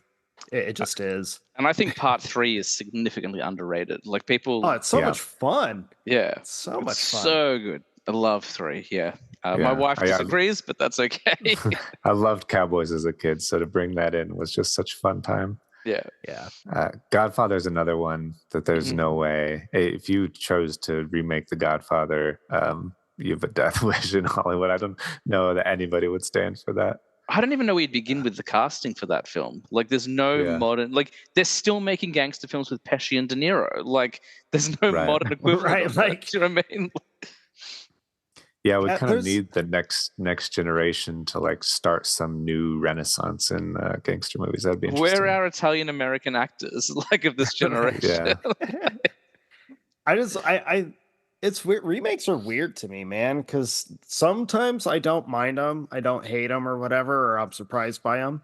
But there's a lot that I'm like, why are you remaking this for a younger generation? Just show the younger generation the original. Like, that's the story. Well, that was the thing, and I still haven't seen it, but obviously in the 90s, like, Gus Van Sant remade Psycho, and everyone was like, why would you do that? And he was like, well, kids aren't going to watch a black and white film. It's like, that's not the answer. Like, the answer is, okay, well, just a terrible answer. Wait a little. Yeah. And if you've seen that's like saying my kid won't eat vegetables, so I've just given them candy. It's like, well, hang on. Like, why won't they watch shaped like vegetables? Film? You're like, yeah. He claimed it was supposed to be a shot for shot remake, and it was just like everything about it was wrong. Everything about it was off, and it definitely does not have the same kind of daunting feeling that original Psycho has. And that was before I was even like a big fan of Psycho or all of Hitchcock's films. But I remember watching that one and just being like, wow, this is bad. You know, Sorry, it'd be Anne crazy. Heche, but You know, it'd be crazy is if someone tried to remake like Reservoir Dogs or Pulp Fiction or something like that. Like that would be wild. see, but then you got to bring into the like question of remake nowadays because everything has to be like a certain way, and it. Yeah. Oh, Reservoir Dogs remade today, they would cut that opening scene, or like they cut it down, and the whole movie would be the heist. They're like, we got to show the action, we got to do the gunfights. Yeah, it would be the actual heist. It wouldn't be anything in the warehouse. You wouldn't have any of that dialogue. You wouldn't have. That'd be the end of the movie. Yeah. That would be the Hollywood version of Reservoir Dogs. It would have to be. Yeah. If they tried to remake Pulp Fiction. I don't know how you do. I don't know how you do that. Yeah. It'd be opening credit and ending credit. Yeah.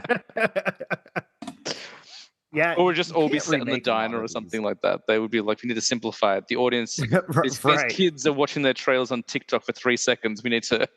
They'd be like, how dare you call her Honey Bunny? Like, you can't say, tell your bitch be cool. Yeah. Oh, man. That blew my mind when I heard, because I remember like a few years ago, they started release with trailers. Before the trailers, like a 5-second clip of the main parts. I'm like, what's that for? And they're like, oh, that's for TikTok because kids went through a 3-minute trailer. I'm like, what are you talking about? Like, what do you mean? Sad. Like, that's insane. So sad. But it's true. Like, I get on my daughter's case quite a bit because she'll be on her phone a lot. And I'm like, that's why your attention span's low. Like, TikTok sucks. I know we post a lot on it, but TikTok sucks. I haven't made the jump there. I just made the jump back to Twitter after 5 years, and I'm already regretting it. I'm like, I don't know. No, it's funny. I think we still technically have a Twitter account. We do. I haven't used it in like 2 years, but it's out there somewhere. Oh, well, you'll definitely see a follow request on Twitter. Okay. I literally like announced it on the last episode. I think I'm gonna like close the account. I can't be bothered with it.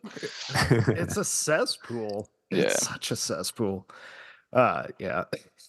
Oh my god, this has been incredible. I don't know about you guys, but this has been an absolute treat for me. I knew we'd go long, and it's everything I could have hoped for. You guys have been excellent.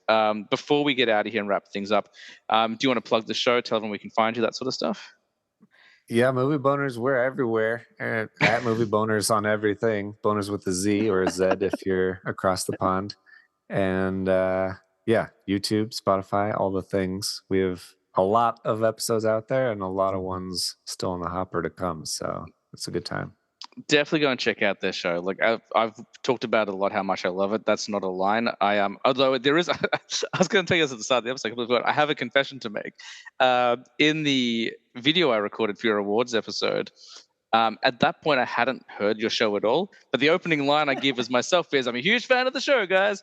Had not listened to a single episode. I totally believe you.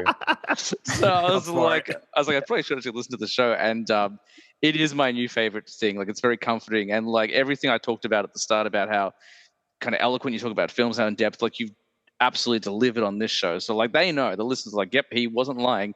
So go and check out Movie Bonerz. It's well worth your time. Like, it's a good road trip and podcast, or if you're in an office. I love it. And the boys, obviously, welcome back any single time. If you want to hear them on the show again, we'll try and wrangle them for another episode at some point. We love it.